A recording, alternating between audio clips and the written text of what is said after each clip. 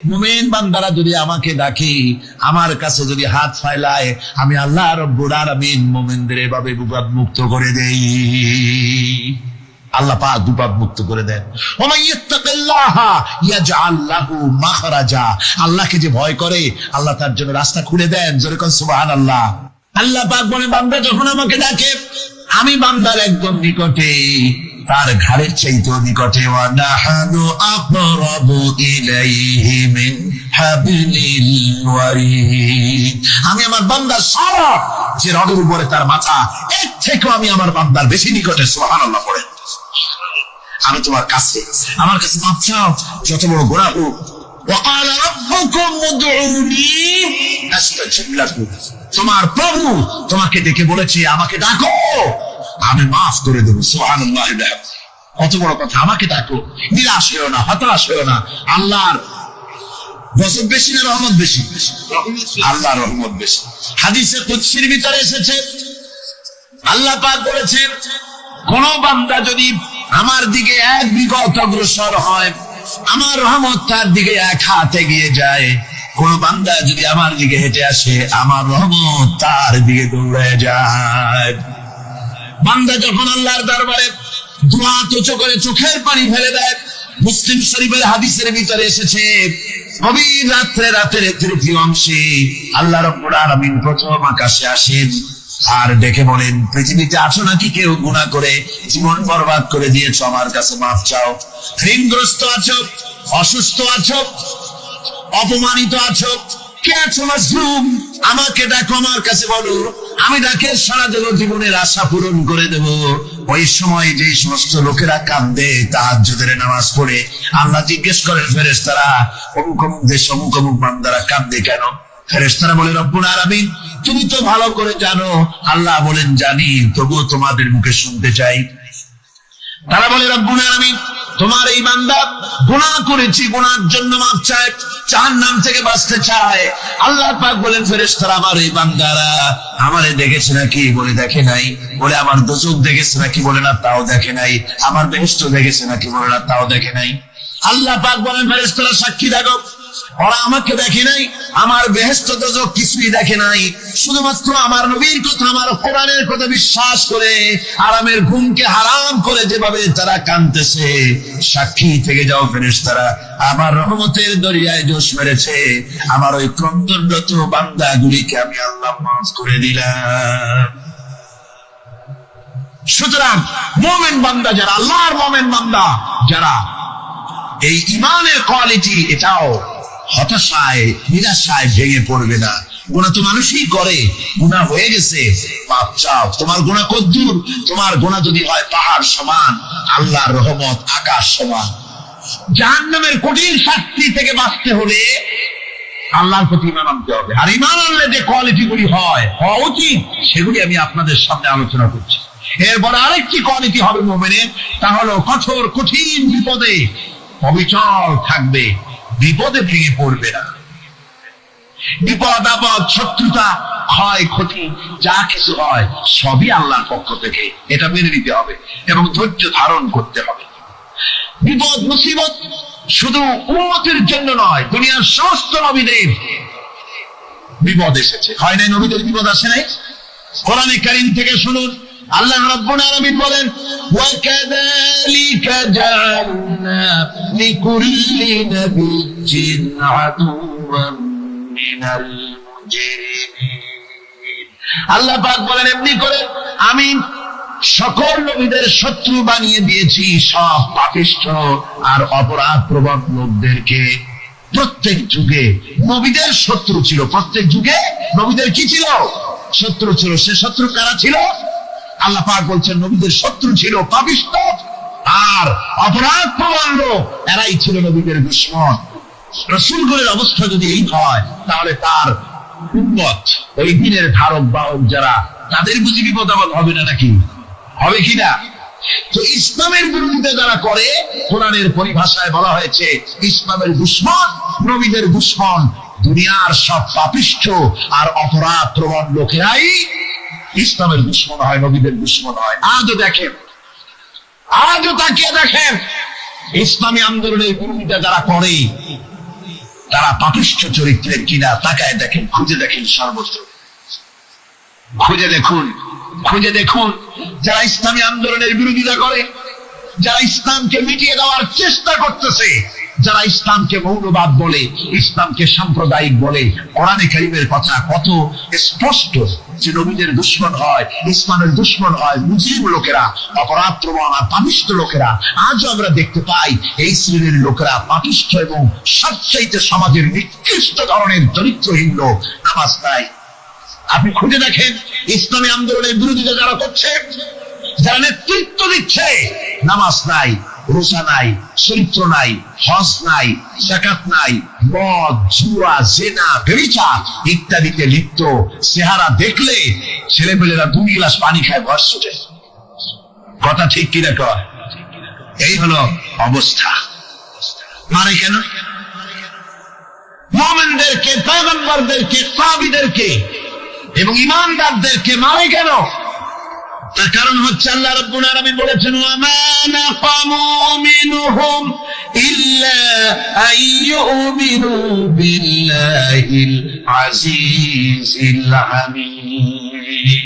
কাফিররা ইমানদার লোকদেরকে অন্য কোন অপরাধী নির্যাতন চালায় না, নির্যাতন চালায় শুধু এই কারণে যেহেতু মুমিন লোকেরা পরাক্রমশালী, আল্লাহ রাব্বুল আলামিনের দ্বীনকে কায়েম করতে চায়, তার উপরে ঈমান এনেছে, এই কারণেই তারা মারে। ঠিক কিনা কর? যুগে যুগে নবীদের উপরে, সাহাবীদের উপরে যে অত্যাচার হয়েছে, সে অত্যাচার এই কারণেই হয়েছে, অন্য কোনো কারণে নয়। এই কঠিন বিপদে অবিচলতা এবং ধৈর্যের দৃষ্টান্ত নবীগণ পেশ করেছেন পৃথিবীর বুকে। আমরা দেখেছি ইব্রাহিম আলাইহিস সালামকে আগুনে ফালানো হয়েছে, আছে না কোরআন শরীফে? আমি কিন্তু গল্প করতেছি না, সব কোরআনের কথা। কিসের কথা? ইব্রাহিম আলাইহিস সালামকে আগুনে ফালানো হচ্ছে। অপরাধ কি?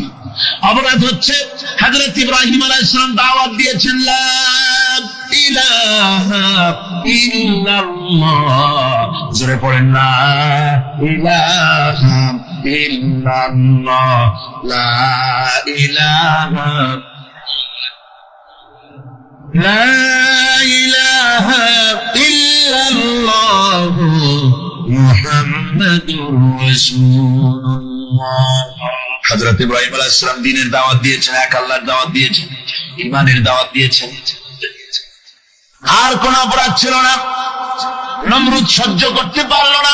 কোরআনে কারীমের মধ্যে সব কথাগুলি আল্লাহ পাক এই জন্য বিকৃত করেছেন, এই জন্য কোরআনে কারীমের মধ্যে সব কথা উঠায় দিয়েছেন, যাতে করে মুমিনেরা বিপদ আসলে পরে যেন ঘাবড়ে না যায়। ইব্রাহিম আলাইহিস সালামকে আগুনে ফালানো হচ্ছে। ফেরেশতা বলছে, ইব্রাহিম তোমারে আগুনে ফেলায় দেওয়া হতেছে, আমার কাছে সাহায্য চাও, আমার কাছে ক্ষমতা আছে, আগুনগুলো উঠাই নমরুদের বংশ জ্বালায় দেব। হযরত ইব্রাহিম ফেরেশতার কাছে সাহায্য চাইছিলেন নাকি?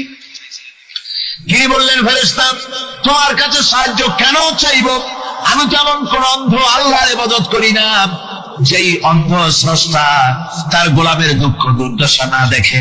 আমি তোমার কাছে সাহায্য চাইব না। হযরত ইব্রাহিম আলাইহিস সালাম পাস করলেন। কি বলেন, পাস করছেন না? ঈমানের পরীক্ষায় পাস। আগুনের মধ্যে হযরত ইব্রাহিমকে যখন ফেলানো হচ্ছে, রব্বুল আলামিন আগুনের প্রতি নোটিশ করে দিলেন, ইয়া নারু কুনি বারদাও ওয়া সালামান আলা ইব্রাহিম। আগুন আমার ইব্রাহিমের জন্য শান্তিদায়ক, ঠান্ডা হয়ে যা। এখন কি আর আগুনের বাপের ক্ষমতা আছে ইব্রাহিমের পোড়ানো? আর ক্ষমতা নাই।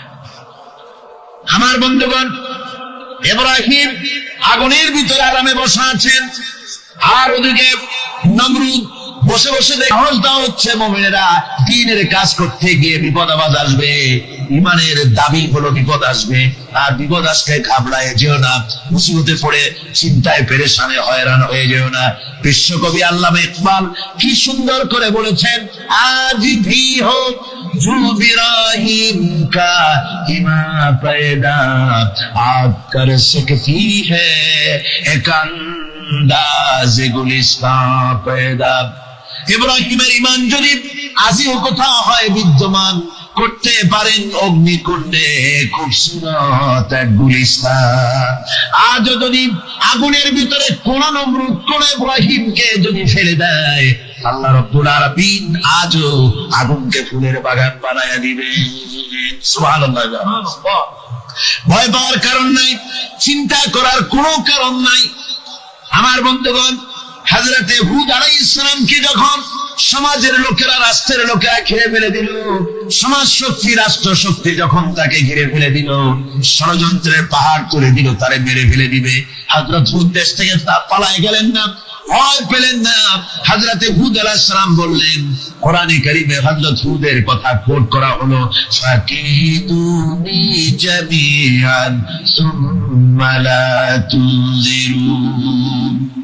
সম্মিলিতভাবে ষড়যন্ত্র করো আমার বিরুদ্ধে, সবাই মিলে ষড়যন্ত্র করো, সুম্মা লা তুনজিরুন, আর আমাকে এতটুকু অবকাশ তোমরা দিও না। ইন্নী তাওয়াক্কালতু আলাল্লাহি রাব্বি ওয়া রাব্বিকুম, আমি ভরসা করেছি সেই আল্লাহর উপরে, যার কুদরতি হাতের ভেতরে, যিনি আমাদের রব, তোমাদেরও রব, আর যার কুদরতি হাতের ভিতরে তামাম পৃথিবীর জানগুলি যার হাতে, সে আল্লাহর উপরে ভরসা করেছি। ষড়যন্ত্র যদ্দূর আছে করতে থাকো, আমি ষড়যন্ত্র পরোয়া করি না। সুবহানাল্লাহ। এটাই হলো মুমিনের কোয়ালিটি। শুধু ঈমান, লা ইলাহা ইল্লাল্লাহ মুহাম্মাদুর রাসূলুল্লাহ, গরুর গোশত খাই, আর রবিউল মাস আসতে পরে ইয়া নবী সালাম আলাইকা, ইয়া রাসূল সালাম আলাইকা, তারপরে গরম গরম জিলাপি আর রসগোল্লা খাইলাম খুব বেশি করে, এর নাম মুমিন নয়। মুমিন হচ্ছে তার চলায় ফেরায়, ওঠায় বসায় সাহসিকতার এক আন্দাজ তৈরি হবে সে। আমার ভাইয়েরা, বিপদে অবিচলতা আমাদেরকে পয়গম্বরেরা শিক্ষা দান করেছেন।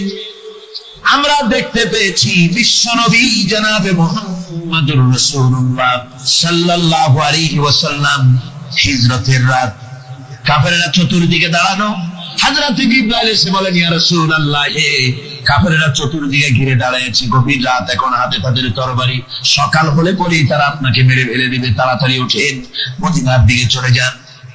আল্লাহ নবী ঘুমের থেকে ডেকে হযরত আলীকে ডেকে বলেন, আলী, আল্লাহ অর্ডার করেছেন আমি মদিনায় চললাম, আমার বিছানার পরে আমার চাদর গায়ে দিয়ে শুয়ে থাকো। হযরত আলী বলেন, আল্লাহর হাবিব, আপনার চাদর গায়ে দিয়ে ঘুমিয়ে থাকবো, সকালবেলায় কাফির বেঈমানেরা আপনার বিছানার পরে আপনার চাদর গায়ে দেওয়া অবস্থায় আমি আলীকে তারা মুহাম্মদ মনে করবে, আর আমি আলীকে নবী মনে করে তারা তাদের তরবারি দিয়া কেটে কেটে টুকরা টুকরা করে আবার বিদায় করে দেবে দুনিয়া থেকে। এতটুকু পরোয়া করি না, বরং আমার দিলের মধ্যে এটাই তৃপ্তি থাকবে যে আমি আলীর জীবনের বিনিময় আল্লাহর হাবিব দুনিয়ায় বেঁচে আছে। যে ব্যক্তি বিদ্রোহ করেছে এবং দুনিয়ার জীবনকে অগ্রাধিকার দিয়েছে, তার জায়গা হচ্ছে জাহান্নাম। জোরে বলেন নাউজুবিল্লাহ। যে ব্যক্তি আল্লাহর সঙ্গে বিদ্রোহ করেছে আর পরকালের জন্য পাথর জোগাড় করে নাই, দুনিয়াকে অগ্রাধিকার দিল, পরকালকে ভুলে গেল, তার জায়গা হলো জাহান্নাম। وَأَمَّا مَنْ خَافَ مَقَامَ رَبِّهِ وَنَهَى النَّفْسَ عَنِ الْهَوَى فَإِنَّ الْجَنَّةَ هِيَ الْمَأْوَى।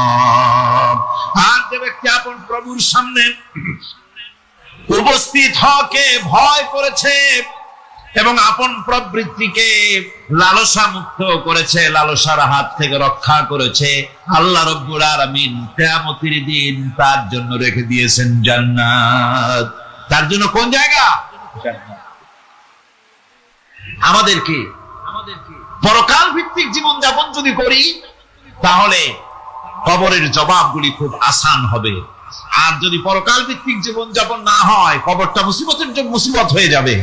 হযরত উসমান রাদিয়াল্লাহু তাআলা আনহু কবরের কাছে গিয়ে খুব কাঁদতেন। সাহাবায়ে কেরাম প্রশ্ন করেছেন, হুজুর, রাসূল করিম সাল্লাল্লাহু আলাইহি ওয়াসাল্লাম যখন জান্নাত ও জাহান্নামের ওয়াজ করেন, কখনো তো এত বেশি আপনি কাঁদেন না, যত বেশি কাঁদেন কবরের কাছে এসে, কারণ কি? হযরত উসমান রাদিয়াল্লাহু তাআলা আনহু বলতেন, আমার সাথীরা, আমি আমার হাবিবের কাছে, আল্লাহ রাব্বুল আলামিনের রাসূলের কাছে আমি শুনেছি এই কবরটাই হলো প্রথম স্টেশন, এই কবরটাই হলো প্রথম ইমিগ্রেশন কাউন্টার। এই জায়গায় কেউ যদি ধরা পড়ে যায়, কারো যদি চার্জশিট হয়ে যায়, সব জায়গায় ধরা পড়ে যাবে, হাসরে মিজানে সিরাতে কোনো জায়গায় নাজাত পাবে না। আর এই কবরটা যদি কেউ মুক্তি পেয়ে যায়, মিজান সিরাত হাসর সব জায়গা থেকে আল্লাহ তারে ভালোভাবে পার করে দিবেন। এটা হলো আসল জায়গা, মারাত্মক জায়গা, খুব মারাত্মক জায়গা। আমি এটাকে ইমিগ্রেশন কাউন্টার বলেছি আমার ভাষা। ইমিগ্রেশন কাউন্টার যারা বিদেশ ভ্রমণ করেছেন তারা জানেন। লন্ডন যাবেন, আমেরিকা যাবেন, সৌদি আরব যাবেন, যে কোনো বিদেশে যাবেন, গেলেই পাসপোর্ট তারা দেখবে। পাসপোর্টে আপনার ন্যাশনালিটি কোনটা সেটাই তারা জানতে চাইবে। আপনি কোন দল করেন এটা তারা জানতে চাইবে না। আপনি কোন ভাষায় কথা বলেন তাও তাদের জানার দরকার নেই। প্রথমেই তারা আপনার ন্যাশনালিটি দেখবে, আপনার আইডেন্টিটি কি তারা জানতে চাইবে। তারপরে যদি স্যাটিসফ্যাক্টরি হয়, আপনাকে ভিসা দিয়ে ভেতরে ঢোকবার ব্যবস্থা করে দেবে। আর যদি তারা স্যাটিসফাইড না হয়, তাহলে আপনাকে মেহমানখানায় ঢুকানো হবে গ্রেফতার করে। খবর হচ্ছে এ ধরনের একটি ইমিগ্রেশন কাউন্টার। কবরের ভিতরে মানুষ যখনই রাখা হবে, সঙ্গে সঙ্গে দুজন ফেরেশতা আসবে। কবরের কাছে যারা এসেছিল, দাফন হয়ে যাওয়ার পর এই লোকগুলি 40 কদম যেতে যতক্ষণ লাগে, এর মধ্যেই দুজন ফেরেশতা এসে যাবে। এসে জিজ্ঞেস করবে, মান রব্বুকা, তুমি কোন দল করতে, ওটা তাদের জানার দরকার নেই। চাকরি কিসে করতেন ওটা জানার দরকার নেই। ব্যবসা করতেন না চাকরি করতেন প্রয়োজন নেই। প্রথমেই জিজ্ঞাসা করা হবে ন্যাশনালিটি, প্রথমেই জিজ্ঞাসা করা হবে তার ন্যাশনালিটি সম্পর্কে, তার আইডেন্টিটিটা কি, এবং সেটাকে সত্যায়িত করার জন্য, বোঝার জন্য 3টি প্রশ্ন। প্রথম প্রশ্ন, মান রব্বুকা ওয়া মা দীনুকা ওয়া মান নাবিয়ুকা, তোমার রব কে, তোমার দ্বীন কি, তোমার নবী কে। যদি এই ব্যক্তি বেঈমান হয়, মুনাফিক হয়, সে বলবে হায় হাতা লা আদরি, হায় হাতা লা আদরি, জানি না আমার রবকে, আমি জানি না। তোমার দিন কি, দিন কারে কয় বুঝি না।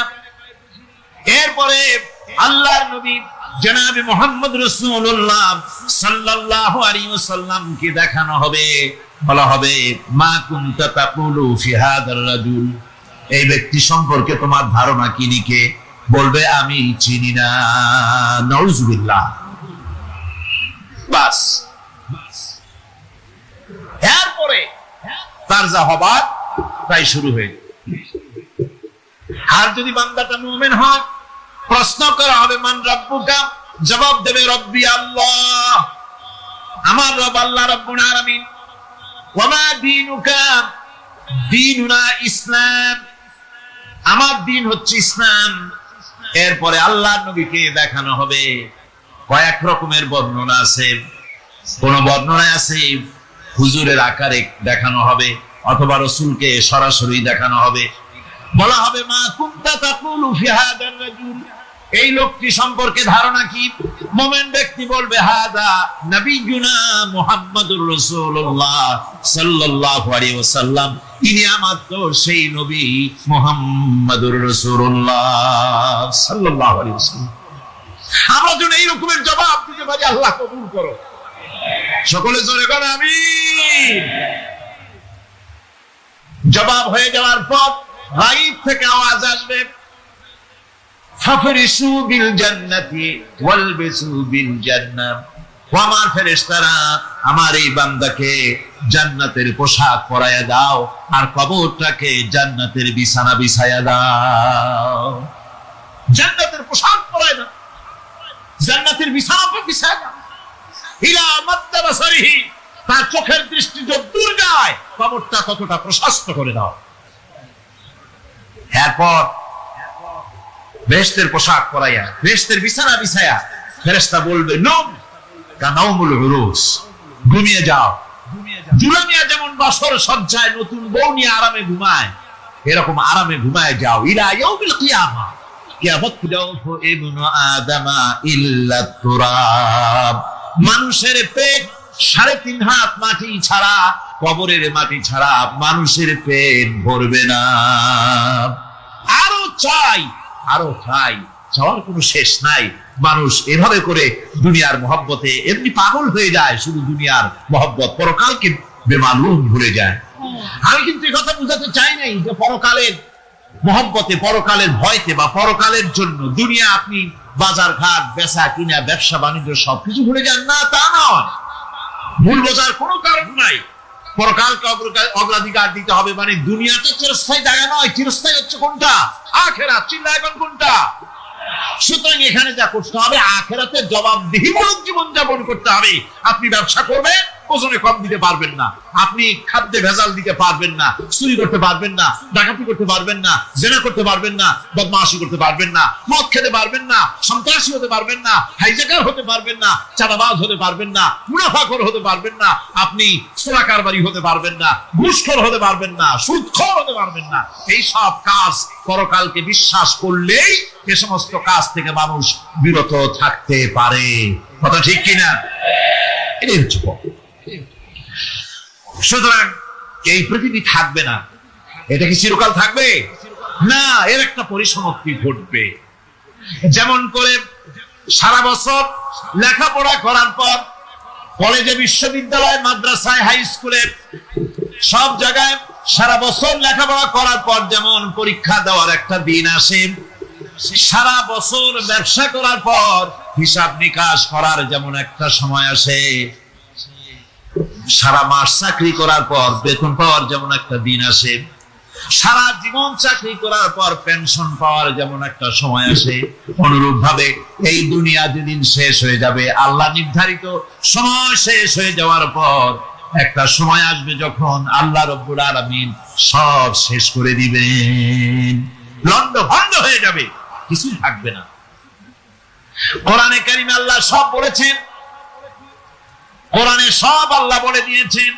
আল্লাহ পাক বলেন এই পৃথিবীর সব কেমন ভাবে ধ্বংস হবে তার চিত্র আল্লাহ পাক কোরআনে কারিমে তুলে ধরেছেন। ইদাস সামাউ ফাতারাত ওয়া ইদাল কাওয়াকিবু তাসারাত ওয়া ইদাল বিহারু ফুজ্জিরাত ওয়া ইদাল কুবুরু বু'সিরাত।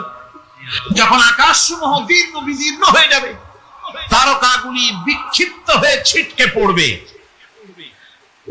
আর সমুদ্রগুলি উচ্ছ্বসিত হয়ে পড়বে, কবরগুলি সব তার ভেতরে যা আছে উদ্গীরণ করে দেবে, তারকাগুলি স্থিমিত হয়ে যাবে। এরপরে সমস্ত আকাশগুলি কিতাবের পৃষ্ঠার মতো একটার পরে একটা ঠাস ঠাস করে পড়তে থাকবে, চূর্ণ বিচূর্ণ হয়ে ভেঙে চুরে একাকার হয়ে যাবে। পাহাড়গুলিকে উড়িয়ে দেওয়া হবে, চন্দ্র এবং সূর্য একাকার হয়ে। আল্লাহ রাব্বুল আলামিন বলেন ফাইদা বারিকাল বাসার ওয়া খাসাফাল কমার ওয়া জুমিআশ শামসু ওয়াল কমার। চক্ষু যখন বিস্ফারিত হয়ে যাবে, চাঁদ যখন তার আলো হারিয়ে ফেলবে, সূর্য যখন তার আলো হারিয়ে ফেলবে, চাঁদ আর সূর্য সব একাকার হয়ে যাবে, সেই সময়ের অবস্থাটা কি চিন্তা করো। মানুষ হয়রান হয়ে দৌড়াদৌড়ি করবে। ওয়াহুমিলাতিল আরদু ওয়াল জিবালু ফাদুক্কাতা দাক্কাতান ওয়াহিদা। জমিন এবং পাহাড়গুলির মধ্যে আল্লাহ রাব্বুল আলামিন সংঘর্ষ বাঁধিয়ে দিবেন, পাহাড়গুলি ভেঙে চুরে টুকরা টুকরা হয়ে যাবে, পাহাড়গুলি উঁচু করে জমিনের উপরে আছাড় মেরে আল্লাহ রাব্বুল আলামিন ভেঙে চুরে চুরমার করে দিবেন। সুবহানাল্লাহ। ওয়া তাকুনুল জিবালু কালইনিল মানফুস। পাহাড়গুলো পেগা ধোনা তুলার মতো করে উড়িয়ে দেওয়া হবে, পাহাড় উড়ে যাবে। সুবহানাল্লাহ। পাহাড় পাথরের তৈরি করা পাহাড়, এই পাহাড়গুলি তুলার মতো হয়ে উঠবে কিভাবে? আমি এই দৃশ্য নিজের চোখে কিছুটা হলেও দেখছি। আজ থেকে 10 দিন আগে আমি ইতালি সফর করে এসেছি। ইতালির রাজধানী রোম। রোম প্রাচীন সভ্যতার লালন ভূমি। কোরআনে কারিমে সূরা রোম রয়েছে, এই রোম সেই রোম। এখানের বাদশার কাছে রাসূল করিম সাল্লাল্লাহু আলাইহি সাল্লাম হেরাক্লিয়াসের কাছে চিঠি পাঠিয়েছিলেন, সেই রোম। 12 থেকে 12,000-এর মতো বাংলাদেশি মুসলমান সেখানে আছে। জুমার দিন, যেদিন আমি গেলাম তার পরের দিনই জুমা ছিল। জুমার নামাজ পড়লাম ভ্যাটিকানের কাছেই বিশাল মসজিদ, ইউরোপের ভিতরে সবচেয়ে বড় মসজিদ এটা। রোম ইসলামের দুশমনদের রাজধানী। সেখানে যখন আযান হচ্ছে আশহাদু আন্না মুহাম্মাদার রাসূলুল্লাহ, আমার অনুভূতির কথা আপনাদেরকে বোঝাতে পারবো না, কি অনুভূতির সৃষ্টি হয়েছে আমার ভেতরে। ভ্যাটিকানের পোপ এক পাশে, কিছু দূরেই ভ্যাটিকান, ওটা হচ্ছে গোটা পৃথিবীর সমস্ত খ্রিস্টানদের কাবা, ভ্যাটিকান। তার পাশেই বিশাল মসজিদ, সেখানে নামাজ পড়লাম। চিন্তার ভেতরে আসলো আল্লাহ রাব্বুল আলামিন তার হাবিবের নাম, তার তাওহীদ, তার সালাতকে কিভাবে বিশ্বময় ছড়িয়ে দিলেন।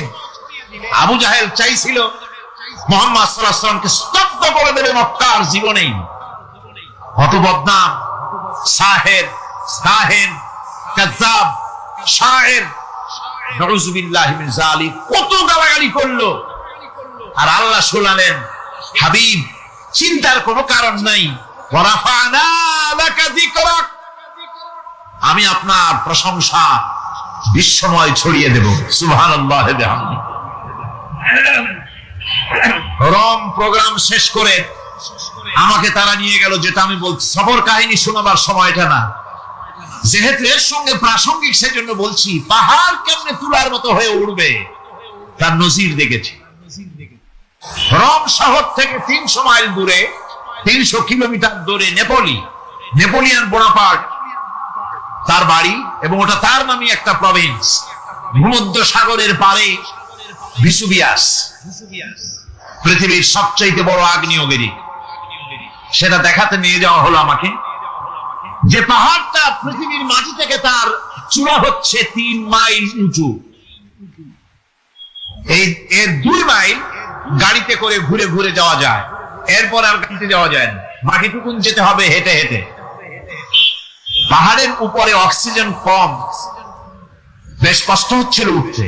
জীবনে প্রথম পাহাড়ে চড়েছি, জাবালে নূর, রাসূল করিম সাল্লাল্লাহু আলাইহি ওয়াসাল্লামের উপরে যেখানে ওহী হয়েছিল সর্বপ্রথম। পাহাড় চড়ার একটা অভিজ্ঞতা ওখান থেকে আমার কিছুটা হয়েছিল।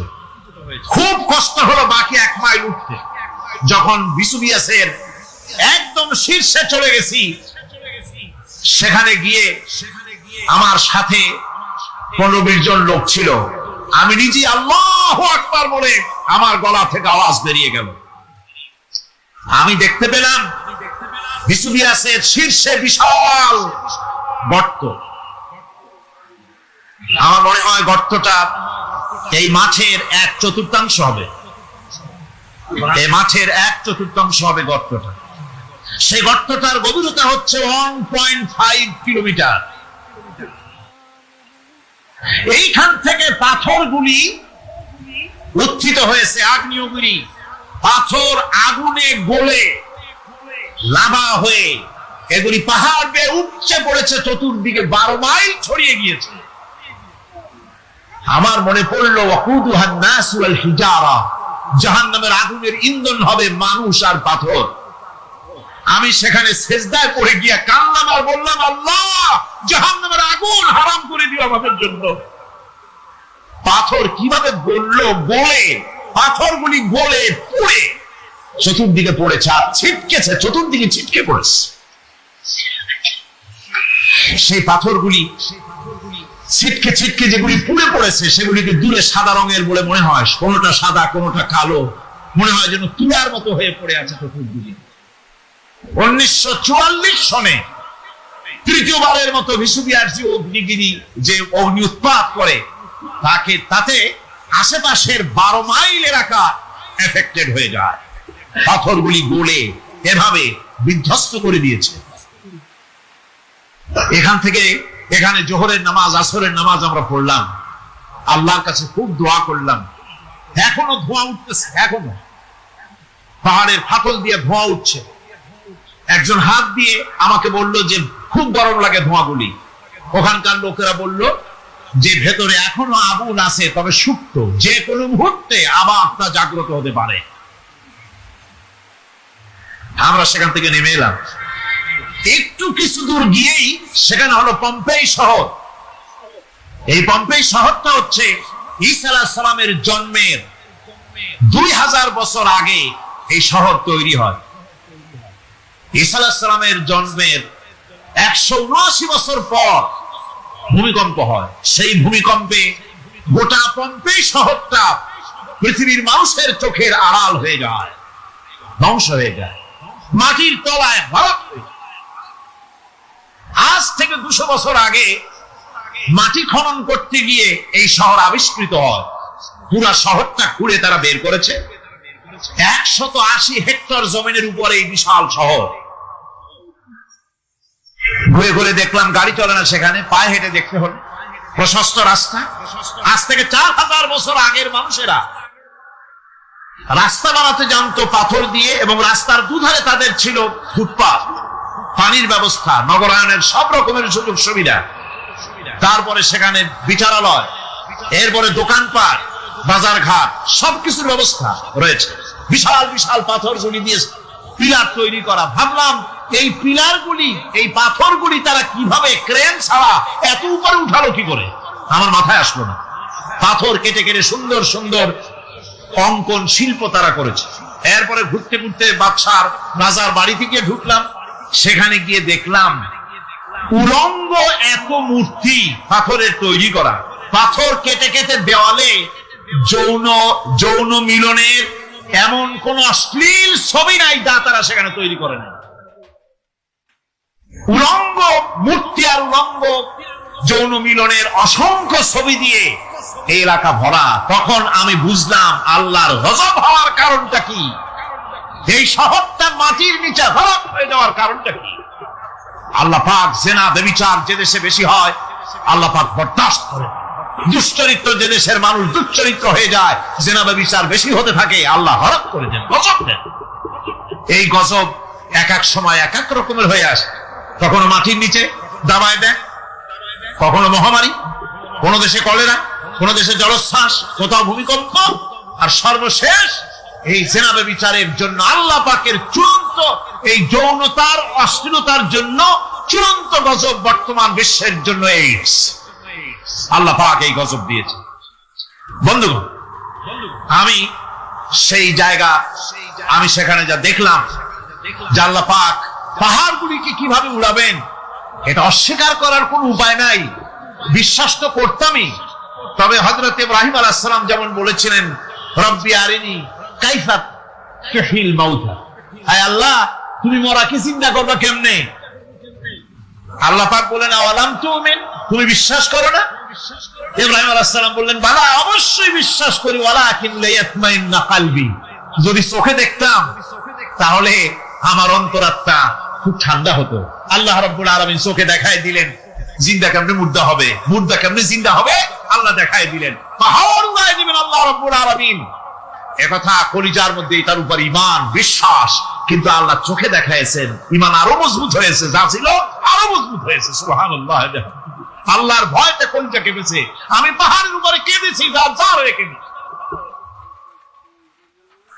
বন্ধুগণ, আল্লাহ সুবহানাহু ওয়া তাআলা এই জন্য বলেছেন কুল সিরু ফিল আরদ, আমার জমিন ঘোরো, ভালো করে দেখো, কাইফা কানা আকিবাতুল মুকাজ্জিবিন, মহাসত্যকে যারা অস্বীকার করেছে তাদের পরিণতি আমি কি করে দিয়েছি, এগুলি চোখে ভালো করে তাকায় দেখো। আমার বন্ধুগণ, সুতরাং এই পৃথিবীর অবসান হবে, এই পৃথিবী ধ্বংস হবে, এই পৃথিবী চূড়ান্ত ভাবে শেষ হয়ে যাবে। হ্যাঁ, আরেকটি কথা বলতে হয়, সেটা হচ্ছে যে এই রোম থেকে আর একটু দূরে 900 মাইল দূরে হচ্ছে সিসিলি। 900 মাইল দূরে, সেখানে সেই সিসিলি মুসলমানেরা শাসন করেছিল 350 বছর। সেই সিসিলিতে রয়েছে 360টা মসজিদ মুসলমানদের করা। সমস্ত মসজিদগুলি আজ তালা বন্ধ, একটা মসজিদও খোলা নাই। সেখানকার মুসলমানেরা ওয়াজ শুনতে এসেছিল রোমে। আমি তাদের জন্য পরামর্শ দিয়েছি যে গভর্নমেন্টের কাছে তোমরা দাবি জানাও যে অন্তত একটা মসজিদের দরজা আমাদের জন্য খুলে দাও। রোমের অবস্থানরত প্রবাসী বাংলাদেশি মুসলমানেরা আমাকে বলেছে, তাদের অনেকের বাড়ি চট্টগ্রামেও আছে, আমাকে বলেছে তাদের চোখে পানি আসছে বলার সময় যে চিরামার তাফসীর মাহফিল যখন আসে যেটা কামতে থাকে যাওয়ার জন্য। তো যাওয়া তো সম্ভব না, এত দূর থেকে আমাদের সালাম বলে দিবেন যত লোক আসবে, আর আমাদের জন্য দোয়া করতে বলবেন যেন এই রোমের ভিতরে আমরা ইসলামের আদর্শের ভিত্তিতে আমরা যেন চলতে পারি। আপনারা দোয়া করুন তাদের জন্য। ভাইরা আমার, এই পৃথিবী একদিন পরিসমাপ্তি ঘটবে এবং আল্লাহর দরবারে আমাদেরকে উঠতে হবে এবং সেখানে আমাদের বিচার হবে। সেখানে আমাদের কি হবে? বিচার হবে। আল্লাহ পাক বিচারটাকে নির্ভুল করার জন্য, সঠিক করার জন্য প্রত্যেকের গলায় আমলনামা ঝুলায় রাখছে। এখানে রেকর্ডের ব্যবস্থা করা হয়েছে। আল্লাহ পাক বলছেন, ওয়া কুল্লা ইনসানিন আলজামনাহু তাইরাহু ফি উনুকিহি ওয়া নুখরিজু লাহু ইয়াওমাল কিয়ামাতি কিতাবান ইয়ালকাহু মানশুরা। আল্লাহ পাক বলেন, প্রত্যেকের ভালো মন্দ কর্মফল, কর্মলিপি আমি তার গলায় ঝুলায় রেখেছি। কিয়ামতের দিন সে নিজের কাছে স্পষ্ট সব দেখতে পারবে, কোন জিনিস বাদ পড়বে না। তার গলায় তার আমলনামা ঝুলানো আছে, সব রেকর্ড হতেছে। আমরা যা করছি সবগুলি রেকর্ড হয়ে যাচ্ছে। বর্তমান বিজ্ঞানীরা আবিষ্কার করেছে যে মানুষের শরীরের ভিতরে ডিএনএ আছে, রক্তের ভিতরে ডিএনএ, এটা একটা কোড। মানুষের রক্তের ভিতরে ডিএনএ আছে। যেমন তার ব্রেনের ভিতরে কতগুলি কোষ আছে, এক একটা কোষ এক এক ধরনের কাজ করে, অনুরূপ ভাবে তার শরীরের ভিতরে রক্তের ভিতরে ডিএনএ আছে। এই ডিএনএটা কি? এই ডিএনএটা হচ্ছে, এই ডিএনএ একটা কম্পিউটারের মতো কাজ করতেছে। লোকটা কি করবে, কোথায় যাবে, সে ভালো হবে মন্দ হবে কি হবে, সব তার ডিএনএ এর মধ্যে রেকর্ডকৃত আছে। এটা বোঝার জন্য একটা সুন্দর দৃষ্টান্ত দেওয়া যায়। যেমন এই কাগজটাকে আপনারা মনে করুন একটা গাড়ির ব্লুপ্রিন্ট, একটা ব্লুপ্রিন্ট, একটা গাড়ির ব্লুপ্রিন্ট। এখানে লেখা আছে গাড়ি কিভাবে তৈরি হবে। এই কাগজটা নিয়ে ঘরের মধ্যে রেখে দিলেন। এখন এই কাগজটা থেকেই অটোমেটিক গাড়ির উইন্ডো তৈরি হলো, শিল তৈরি হলো, গাড়ির বডি তৈরি হলো, চেসিস তৈরি হলো, টায়ার তৈরি হলো, ইঞ্জিন তৈরি হলো, ব্যাটারি তৈরি হলো, পেট্রোল নিল, আর কোন রকমের ড্রাইভার ছাড়াই গাড়ি চলতে আরম্ভ করলো। এই কথাটা যদি মনের মাথার মধ্যে আনতে পারেন যে এটা কিভাবে হইতে পারে, এতে লেখা অনুযায়ী যেভাবে হওয়া যদি সম্ভব হয়, অনুরূপ ভাবে মানুষের রক্তের ভিতরে ডিএনএ এরা আবিষ্কার করেছে। এর ভিতরে মানুষের ভালো মন্দ, কোথায় যাবে কি করবে, সবকিছুর মধ্যে রয়েছে। কোরআনে কারীমে আল্লাহ রাব্বুল আলামিন, আমি গত বছর বলছিলাম যে বিজ্ঞানের আবিষ্কার যত বাড়বে কোরআন বোঝা মানুষের জন্য তত সহজ হবে। কোন সুবহানাল্লাহ। কোরআন বোঝা মানুষের জন্য তত সহজ হবে।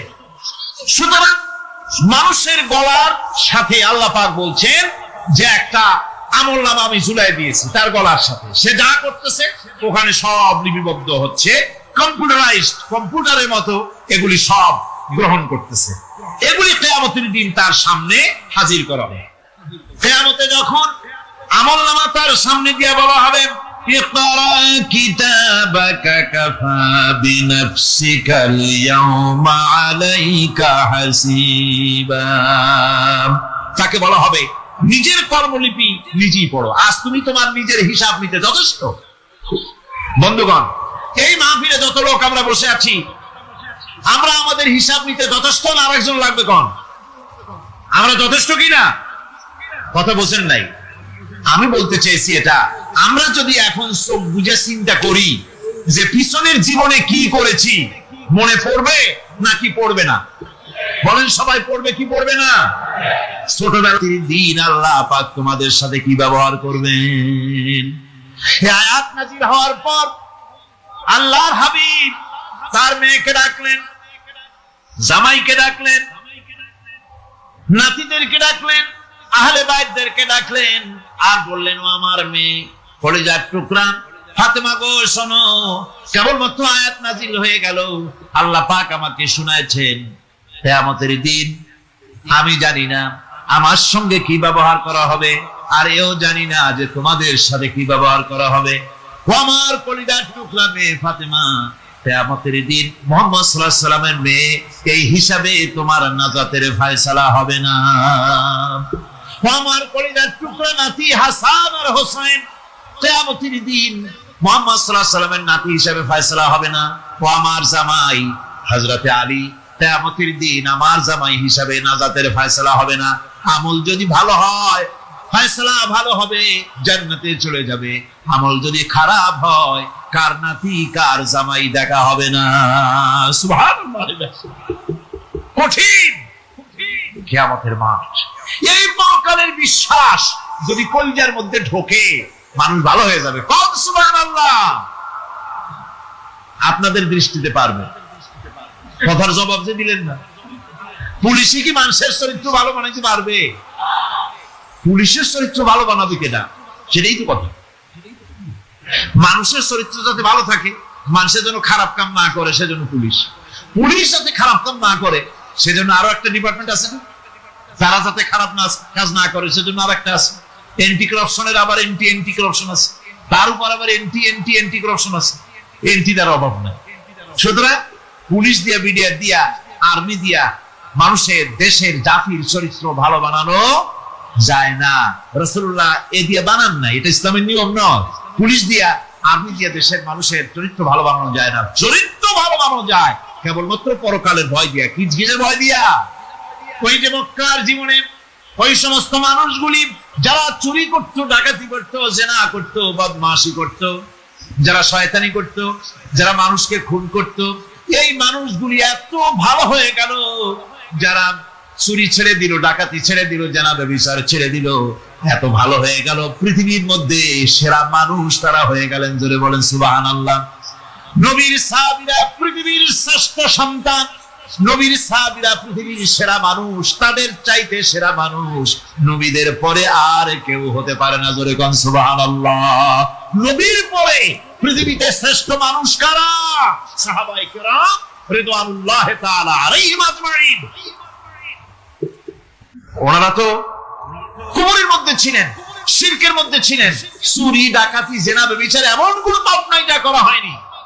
তারপরে যখন আল্লাহর নবীর কাছ থেকে তাওহীদ, রিসালাত ও আখিরাতের দাওয়াত পেলেন, কি সোনার মানুষ এক একজন হয়ে গেলেন। সুবহানাল্লাহ। যারা ছিলেন নারীর সতীত্বের জম, তারা হয়ে গেলেন নারীর সতীত্বের পাহারাদার।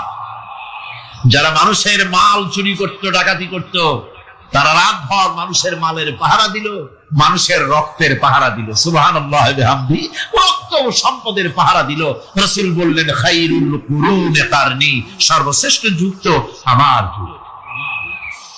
বন্ধুগণ, এরপরে একটা জীবন আসবে ওই কিয়ামতের ময়দানে। এই পরকালের বিশ্বাসটা গুরুত্বপূর্ণ ব্যাপার। আমাদের সবকিছুর হিসাব দেওয়া লাগবে। আল্লাহ পাক বলেন ইন্নাস সামআ ওয়াল বাসারা ওয়াল ফুআদা কুল্লু উলাইকা আনহু মাসউলা। নিঃসন্দেহে মানুষের শ্রবণ শক্তি, দর্শন শক্তি এবং তার অন্তঃকরণের কল্পনা সম্পর্কে আল্লাহ রাব্বুল আলামিনের কাছে জিজ্ঞাসিত হতে হবে। কান দিয়া কি করেছিলা, চোখ দিয়া কি করেছিলা, মুখ দিয়া কি করেছিলে, হাত দিয়ে কি করেছিলে, সবকিছুর জবাব আল্লাহ রাব্বুল আলামিনের কাছে দিতে হবে। সবটার জবাব দিতে হবে, কোনো কিছু বাদ যাবে না। এমনকি মনের ভিতরে যে কল্পনা আমরা করি, এই কল্পনার হিসাব আল্লাহর দরবারে দিতে হবে। কোরআনে কারীম বলছে ওয়া ইন তুবদু মা ফি আনফুসিকুম আও তুখফুহু ইউহাসিবকুম বিহিল্লাহ। মনের ভিতরে তুমি যেটা কল্পনা করো সেটা প্রকাশ করো, অথবা তুমি গোপন রাখো, যাই তুমি করো না কেন আল্লাহ রাব্বুল আলামিন এর হিসাবও তোমার কাছে নেবেন। ফায়াগফিরু লিমান ইয়াশাউ ওয়া ইউআযযিবু মান ইয়াশাউ ওয়াল্লাহু আলা কুল্লি শাইইন কাদির। মহান আল্লাহ পাক বলেন, করার পর তোমার মনের ভিতরে কি কল্পনা করেছিলে ওইটার হিসাব আমি নেব। হিসাব নেওয়ার পর যারে খুশি ক্ষমা করে দেব, যাকে খুশি শাস্তি প্রদান করব। সবকিছুর উপরে আল্লাহ রব্বুল আলামিন শক্তিমান, সব তিনি করতে পারেন, সমস্ত কুদরত রয়েছে তার। সুতরাং মানুষদেরকে, আল্লাহর বান্দাদেরকে বিশ্বাস করতে হবে যে আমার কোনো কথা বাদ যাবে না, কথাগুলি রেকর্ড হচ্ছে, কথা রেকর্ড হচ্ছে। আমি যে ওয়াজ করতেছি এই কথাগুলি রেকর্ড হচ্ছে নাকি হচ্ছে না? অনেক টেপ রেকর্ডার রেকর্ড হচ্ছে, অডিও ভিডিও হচ্ছে। আজ থেকে 50 বছর পর যদি এই রেকর্ড বাজানো হয়, আমাকে যদি বলা হয় যে আপনি অমুক জায়গায় অমুক কথা বলেছেন, আমি যদি বলি না আমি কথা বলিনি, তারপরে যদি রেকর্ড বাজানো হয়, তাহলে আমি কথা যে বলি নাই যদি বলি, তাহলে এটা ধরা পড়বে না? সেখানে ধরা পড়বে না?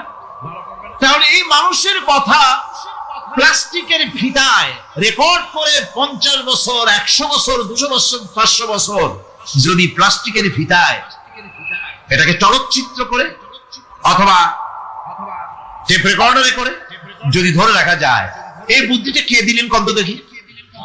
সবাই কন্যা এই বুদ্ধিটা দিলেন কে?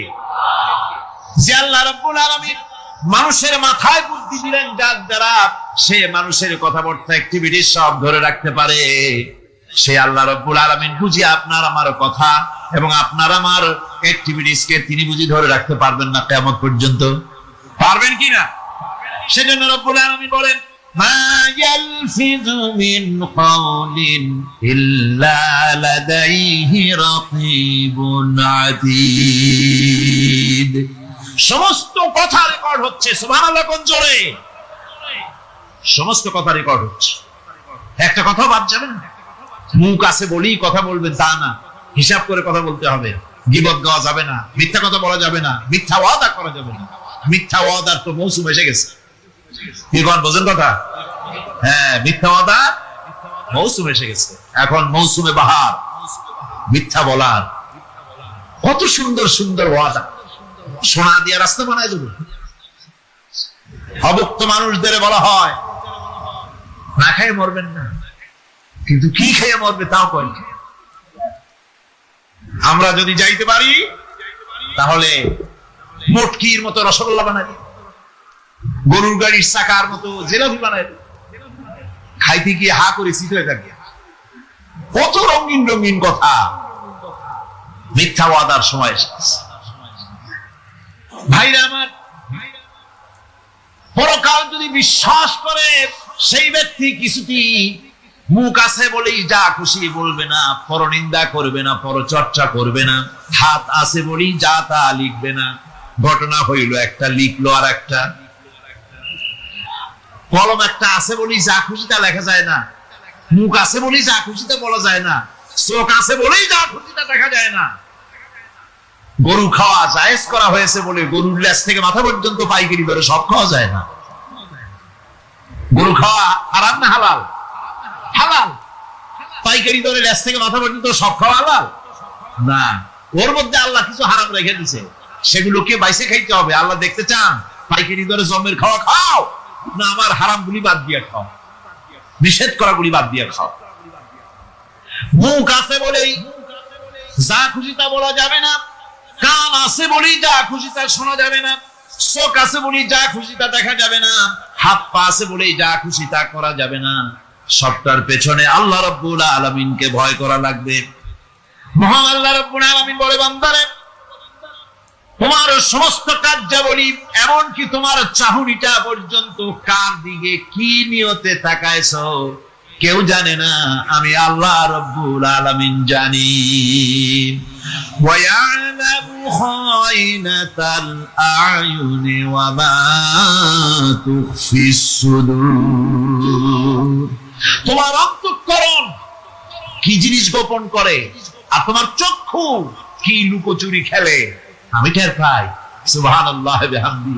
চশমার ফাঁক দিয়া কি দেখো, কানে দেখো, কি নজরে দেখো, সানগ্লাস পরিয়া কেউ ঠিক পায় না, আমি ঠিক পাই। সুবহানাল্লাহ, জোরে কর সুবহানাল্লাহ।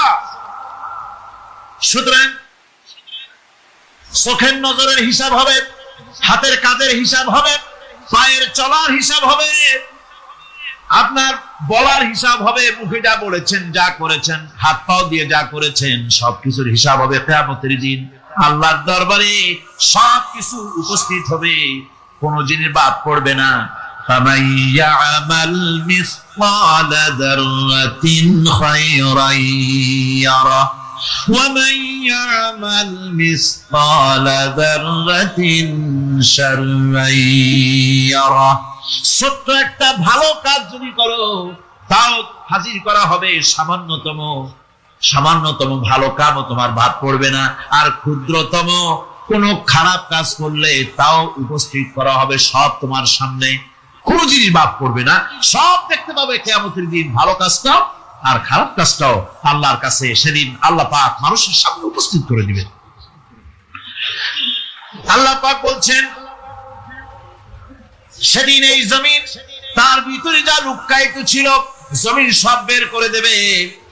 কান্নাহুম জারাদুম মুনতাশির, টিড্ডি, ফড়িংগুলি, পোকাগুলি মাটির থেকে যেমন বেরোয়, এ মাটির ভিতরে যা আছে কিয়ামতের দিন সব মাটি বের করে দেবে।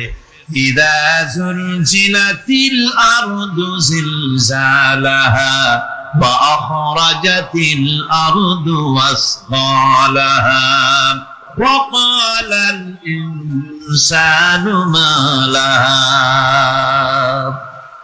এ জমিনকে ঝাঁকি মারা হবে প্রবল এক ঝাঁকুনি, প্রবল এক ঝাঁকুনিতে এই পৃথিবীর মধ্যে যা কিছু আছে সব বেরিয়ে যাবে।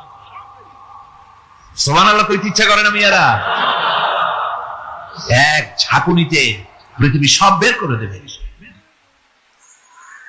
মানুষ হয়রান হয়ে বলবে, কি হয়েছে, এ মাটির হলোটা কি? আমার বন্ধুগণ, মানুষ হয়রান হয়ে গিয়ে বলবে, মাটির কি হলো? আল্লাহ রাব্বুল আলামিন বলেন, ইয়াউমাইযিন তুহাদ্দিসু আখবারাহা বিআন্না রাব্বাকা আওহালাহা। জমিনের উপরে যা ঘটেছে, জমিন তা সব বের করে দেবে, সব প্রকাশ করে দেবে। আর এটা এই জন্য হবে যেহেতু তার রবের হুকুম হয়েছে, তার রব হুকুম করেছে, বের করে দে। জমিনের ভিতরে আছে যা সব বেরিয়ে যাবে, আকাশ ভেঙে পড়বে, পাহাড় উড়ে যাবে, জমিনের ভিতরে যা আছে সব উপরে চলে আসবে, পৃথিবীতে সব শেষ, কিচ্ছু নাই, আকাশ নাই, পাহাড় নাই, সমুদ্র নাই, সব একাকার, চন্দ্র নাই, সূর্য নাই, তারকা নাই, গ্যালাক্সি নাই, মহাশূন্য নাই, সব শেষ। আল্লাহ রাব্বুল আলামিন সমস্ত ফেরেশতাদেরকে শেষ করে দিবেন, সকলের মওত হয়ে যাবে, কেউ আর থাকবে না, এমনকি হযরতে আজরাইল মালাকুল মউত তিনিও থাকবেন না, সব আল্লাহ রাব্বুল আলামিন মৃত্যু করে দিবেন। এরপরে আল্লাহ রাব্বুল আলামিন একা তিনি বলবেন, ইয়া দুনিয়া, ইয়া দুনিয়া আইনা আনহারুকি, এ পৃথিবী, তোর সেই সমুদ্রগুলো কোথায়, নদীগুলি কোথায়? ইয়া দুনিয়া আইনা আশজারুকি, হে দুনিয়া, তোমার গাছগুলি কোথায়? এত বন বনানি, এত গাছ ছিল। ইয়া দুনিয়া আইনা জিবালুকি, হে পৃথিবী, তোর জমিনে যত পাহাড় ছিল, পাহাড়গুলি কই? যত স্বৈরাচার ছিল জমিনের উপরে, যারা স্বৈরাচারী মনোবৃত্তি নিয়ে মানুষ ধ্বংস করেছে, দেশ ধ্বংস করেছে, মায়ের বুক খালি করেছে, ওই স্বৈরাচার গুলি কই? কোনো জবাব নাই। আল্লাহ পাক এর পরে বলবেন, লিমানিল মুলকুল ইয়াউম, কার রাজত্ব? আজকে রাজত্বটা কার? আল্লাহ তিনবার আওয়াজ দিবেন, আজকে রাজত্ব কার? আল্লাহ পাক যখন তিনবার করে ডাক দিবেন, কোন জবাব নাই, কোন জবাব নাই। কে জবাব দেবে? আল্লাহ রাব্বুল আলামিনের সামনে কার ক্ষমতা আছে কথা বলার? কেউ তো নাই, সব শেষ। আল্লাহ পাক বলবেন, বিল্লাহিল ওয়াহিদুল কাহ্হার, একমাত্র পরাক্রমশালী আল্লাহ রাব্বুল আলামিনের রাজত্ব আছে। সেই হাসরের মাঠে আমাদের সকলকে উপস্থিত হয়ে যেতে হবে, কেউ আমরা এখান থেকে বাঁচতে পারবো না, সবাইকে অপরাধীরা সেখানে অসহায় হয়ে যাবে, অপরাধীরা অসহায় হয়ে যাবে। আল্লাহ পাক বলেন فَإِذَا جَاءَتِ الصَّاخَّةُ يَوْمَ يَفِرُّ الْمَرْءُ مِنْ أَخِيهِ وَأُمِّهِ وَأَبِيهِ وَصَاحِبَتِهِ وَبَنِيهِ। অবশেষে যখন কান ফাটানো আওয়াজ আসবে, এই আওয়াজ সেদিন মানুষ নিজের মা বাপ ভাই বোন সব থেকে বিচ্ছিন্ন হয়ে যাবে, সব একের থেকে আরেকজন পালায় যাবে, হারায় যাবে, কেউ কাউকে আর খুঁজে পাবে না। সেদিন ওই কিয়ামতের মাঠে বিভীষিকাময় দৃশ্য, মানুষ হয়রান হয়ে যাবে।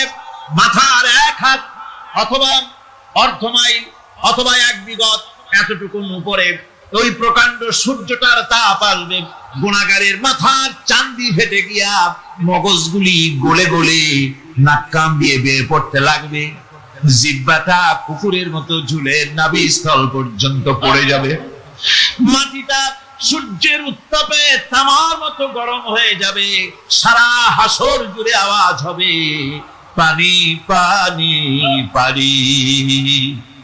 মানুষেরা হয়রান হয়ে যাবে সে হাসরের ময়দানে।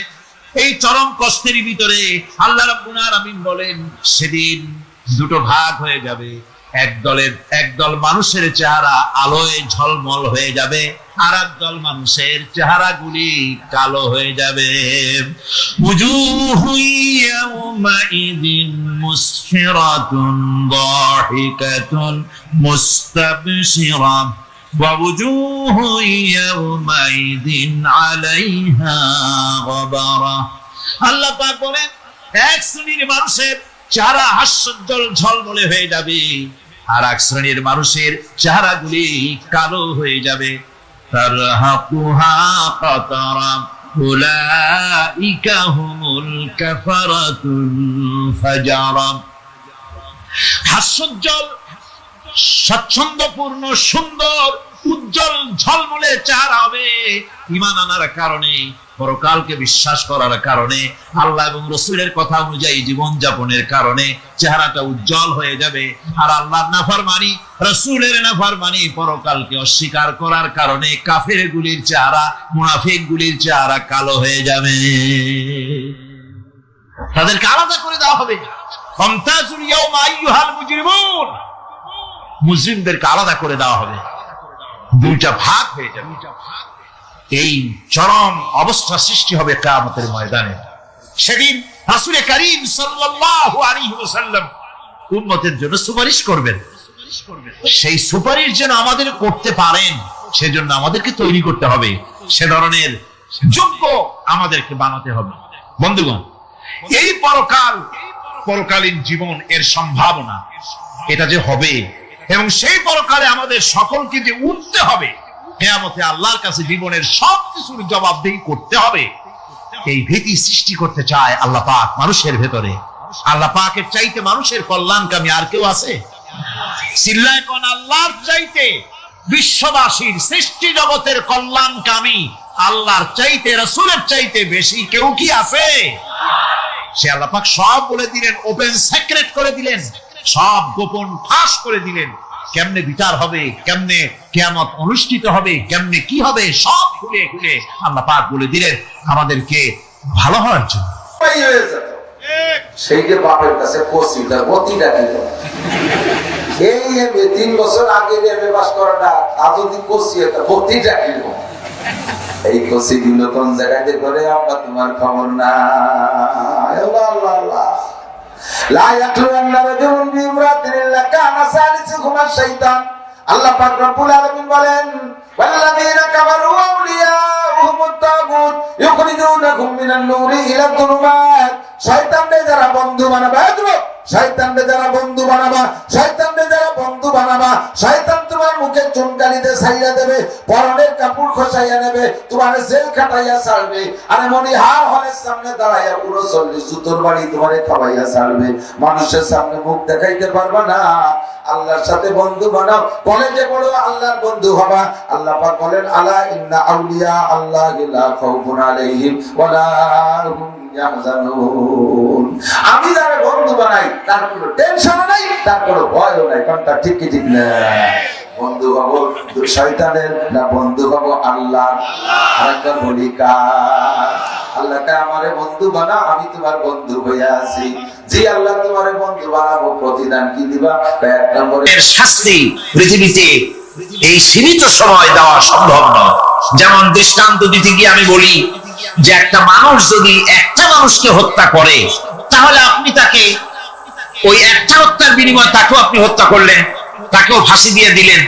কিন্তু একটা মানুষ যদি লক্ষ লক্ষ মানুষ হত্যার কারণ হয়, একটা মানুষ যদি অনেকগুলি মানুষ মারে, তাহলে অনেকগুলি মানুষ মারার শাস্তি তো একটা জীবনের উপরে আপনি দিতে পারেন না। তাকে তো, তার জীবন তো একটাই, তার জীবন কয়টা? একটা গুলি করলেন, ফাঁসিতে দিলেন, তার একটা জীবন গেল। কিন্তু সে তো মেরেছে অনেক, তার কারণে তো লক্ষ লক্ষ মরছে।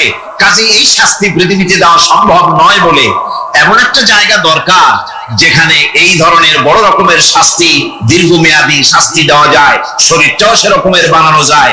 এই ধরনের করে একটি জায়গা দরকার। সেই জায়গার নাম হচ্ছে পরকাল, সেই জায়গাটার নাম হচ্ছে আখিরাত। এই জন্য কমন সেন্সের সাধারণ জ্ঞানের দাবিও পরকাল প্রয়োজন। আর পরকালের ভিত্তিতেই মানুষের চরিত্র গঠন হতে পারে। মনে করেন একজন অফিসার, তিনি জানেন তাকে দেখার কেউ নাই, তার যা খুশি তিনি তা করতে পারেন, তার পেছনে কোনো গোয়েন্দা বিভাগের লোক লাগানো নাই। এই চিন্তা যদি তার থাকে, তাহলে ঘুষের টাকা খাওয়া, স্বজন প্রীতি করা তার জন্য কি অসম্ভব না সম্ভব? খুবই সম্ভব। আরেকজন অফিসার, তিনি যদি জানেন যে না, আমাকে দেখার মতো লোক আছে, আমার পেছনে গোয়েন্দা বিভাগের লোকেরা কাজ করতেছে, আমার কোন জিনিসই এড়িয়ে যাবে না, এই চিন্তা যদি থাকে, তাহলে এই দুইজন অফিসারের আচরণ এক হবে? কখনই হবে না। একজনের আচরণ হবে খুবই সংযত, আরেকজনের আচরণ হবে খুবই অসংযত। সুতরাং পরকালে যে বিশ্বাসী ব্যক্তি, সে ব্যক্তি চুরি, ডাকাতি, জেনা, ব্যভিচার, হত্যা, ধর্ষণ ইত্যাদি থেকে তিনি হবেন মুক্ত। আর যে ব্যক্তি পরকালকে বিশ্বাস করবে না, তার দ্বারা হবে না এমন কোনো কাজ নাই, সবকিছুই তার দ্বারা সম্ভব। এরপরে আল্লাহ পাক বলছেন যে পরকাল বিশ্বাস মানুষকে দায়িত্ববান বানায় দেয়। পরকালের বিশ্বাস মানুষকে কি বানায়? দায়িত্ববান বানায়। যেহেতু তোমার তো খালি খালি সৃষ্টি করা হয়নি। আল্লাহ রাব্বুল আলামিন কোরআনে কারীমের মধ্যে বলছেন, আফাহাসিবতুম আন্নামা খালাকনাকুম আবাসা ওয়া আন্নাকুম ইলাইনা লা তুরজাউন। লোকেরা কি ভেবেছে? তোমরা কি এটাই মনে করেছো যে আমি তোমাদেরকে এমনি এমনি সৃষ্টি করেছি আর তোমাদেরকে আমার কাছে ফিরে আসতে হবে না? এটাই কি ভেবেছো তোমরা? তোমাদেরকে সৃষ্টি করা হয়েছে এবং তোমাদেরকে আমার দরবারে সকলকেই ফিরে আসতে হবে। পৃথিবীতে এমন কেউ নাই যে পৃথিবীতে টিকে থাকতে পারবে, সমস্ত মানুষকেই আল্লাহর দরবারে ফিরে যেতে হবে। আল্লাহ পাক কোরআনে কারীমের অন্যত্র বলেছেন, আয়াহসাবুল ইনসানু আইয়ুতরাকা সুদা। মানুষ কি ভেবেছে যে আমি তাকে নিরর্থক সৃষ্টি করেছি, তার কোনো হিসাব হবে না, তার কোনো দেখার মতো কেউ নাই, তাকে এমনি এমনি আমি সৃষ্টি করেছি? তা না, প্রত্যেকটি মানুষকেই বিচক্ষণতার দাবি হিসেবে সৃষ্টি করা হয়েছে এবং তার সব কিছুকেই দেখা হচ্ছে। আল্লাহ পাক সব দেখতে পাচ্ছেন, তার নজরের সামনে আছে। আল্লাহ পাক দেখেন এবং শোনেন। আমরাও দেখি, আমরাও শুনি, কিন্তু আল্লাহ পাকের দেখা আর আমাদের দেখা, আল্লাহর শোনা আর আমাদের শোনা একরকম নয়। আমরা এই মাহফিলের বাইরে কি হচ্ছে আমরা দেখতে পাই না, ঠিক কিনা কন? রাতের বেলায় আমরা আমাদের নিজেদেরকেও দেখি না, এমনকি আমরা আমাদের পেছনে কি হয়, পিছনে কি আছে তাও দেখি না। আপনারা যারা সামনে বসে আছেন, আপনাদের পেছনে লোকটা কি করতেছে তা আপনি দেখতে পাচ্ছেন। মেঘ হলে মেঘের উপরে কি হয় দেখতে পাই না, কুয়াশার মধ্যে দেখতে পাই না, গাছের আড়ালে কি দেখতে পাই না, পাহাড়ের আড়ালে কি দেখতে পাই না। তারপরে শোনার ব্যাপারে একটা নির্ধারিত এলাকার আওয়াজ আমাদের কানে আসে, এর বাইরের কিছু আমরা শুনতেও পাই না। আল্লাহ রাব্বুল আলামিনের কি এরকম অবস্থা নাকি? কি বলেন, এরকম অবস্থা? আল্লাহ সব দেখতে পান, সব শুনতে পান, এমন তার চোখের সামনে কোন অবস্ট্রাকশন নাই, তার চোখের সামনে কোন জিনিস অন্তরায় হয়ে দাঁড়াতে পারে না, কেউ কোন জিনিস তার চোখের সামনে বাধার সৃষ্টি হতে পারে না, তাকে কেউ দেখতে পারে না, কিন্তু তিনি সবাইকে দেখতে পান। লা তুদরিকুহুল আবসার, তাকে কোন দৃষ্টি শক্তি তাকে দেখতে পাবে না, সমস্ত দৃষ্টি শক্তিকে তিনি দেখবেন, কিন্তু তাকে কেউ দেখতে পারবে না। সুবহানাল্লাহ ওয়া বিহামদিহি। সুতরাং তিনি সব দেখেন এবং সবই শোনেন। এই বিশ্বাস মানুষকে দায়িত্ববান বানায়। এই বিশ্বাস মানুষকে কি বানায়? জোরে গণ, দায়িত্ববান বানিয়ে দেয়। আল্লাহ রাব্বুল আলামিন বলছেন, আয়াহসাবু আন লান ইয়াকদিরা আলাইহি আহাদ ইয়াকুলু আহলাকতু মালান লুবাদা আয়াহসাবু আন লাম ইয়ারাহু আহাদ। মানুষ কি ধারণা করেছে তার উপরে কারো কোনো ক্ষমতা চলবে না? সে বলে আমি অনেক ব্যয় করেছি, আর সে ভেবেছে তাকে দেখার মতো কেউ নাই। আল্লাহ পাক বলেন দেখার জন্য অবশ্যই একজন আছেন, তিনি হচ্ছেন আল্লাহ রাব্বুল আলামিন। কে দেখতে পান? জোরে সরে বলেন, কে দেখতে পান? আল্লাহ পাক সব দেখেন, সব শোনেন। এমনকি সমুদ্রের অতল তলদেশে কোন পাথরের সাথে লাগানো, বালু কণার সঙ্গে লাগানো ছোট্ট একটি পোকা, যা মাইক্রোস্কোপ যন্ত্র ছাড়া দেখা যায় না, এমন ছোট্ট পোকাটিও যদি চিৎকার মারে ক্ষুধার যন্ত্রণায় বা পেটের যন্ত্রণায় বা কষ্টে পড়ে কোনো চিৎকার যদি মারে, সমুদ্রের কেউ শোনার কথা নয়, জমিনের উপরে কেউ শোনার কথা নয়, অন্তরিক্ষের কারো শোনার কথা নয়। আল্লাহ রাব্বুল আলামিন বলেন সেই ক্ষীণ আওয়াজটুকুনো তোমার আল্লাহ পাক শুনতে পান। সব তিনি শুনতে পান এবং দেখতে পান, তার চোখের সামনে সব রয়েছে। সুতরাং আসল কথা হচ্ছে মানুষেরা পরকালের চাইতে দুনিয়ার গুরুত্ব দেয় বেশি। বাল তুসিরুনাল হায়াতাদ দুনিয়া ওয়াল আখিরাতু খায়রুন ওয়া আবকা। তোমরা পার্থিব জীবনকে অগ্রাধিকার দিয়েছো, আর পরকাল হচ্ছে উত্তম এবং স্থায়ী। পরকাল হচ্ছে উত্তম, পৃথিবীর একটা নিকৃষ্ট জায়গা, একটা ছোট্ট জায়গা পৃথিবী। এটার আরবি হচ্ছে কি বলুন তো? পৃথিবীর আরবি কি? দুনিয়া। এটাকে দুনিয়া, দুনিয়া শব্দটা এসেছে আদনা শব্দ থেকে, তুচ্ছ, নিকৃষ্ট, এটা কোনো দাম নাই। আর এই জন্য হাদিস শরীফে এসেছে যে এই পৃথিবীর মূল্য যদি আল্লাহর কাছে মশার দানা তুল্য যদি হতো, তাহলে কাফেরকে এক ঢোক পানি আল্লাহ পাক গিলতে দিতেন না। আল্লাহর দৃষ্টান্তটা হাদিস শরীফের দৃষ্টান্তটা লক্ষ্য করেছেন? এই পৃথিবীর মূল্য যদি একটা মশার দানার তুল্য যদি হতো, আপনাকে কেউ যদি 1,00,000 মশার দানা যদি কেউ আপনাকে জোগাড় করে দেয়, আপনি কয় টাকা দিয়ে কিনবেন? কম কথা বলতেছেন না, খুব আগ্রহ আছে কেনার নাকি? 4 দিয়েও 4 পয়সা দিয়েও আপনারা কেউ কিনবেন না, যেহেতু মশার দানা 10 কোটি দানা এনে জোগাড় করে দেন, নদী করবোটা কি? কাজেই দৃষ্টান্তটা লক্ষ্য করুন যে এই পৃথিবীর মূল্য যদি আল্লাহ পাকের কাছে একটা মশার দানার তুল্য যদি হতো, তাহলে আল্লাহ রাব্বুল আলামিন কাফেরকে এক ঢোক পানি গিলতে দিতেন না। তার মানে এটার কোনো দাম নাই। তো যেটার দাম নাই সেটার দাম আমরা খুব বেশি দিয়েছি। আর পরকাল হচ্ছে স্থায়ী, চিরস্থায়ী জায়গা। সেই চিরস্থায়ী জায়গা আমরা মূল্য দেই নেই। যেমন আমরা দেহের মূল্যটা বেশি দেই, আত্মার মূল্যটা কম দেই। দেহটারে সাজাই বেশি।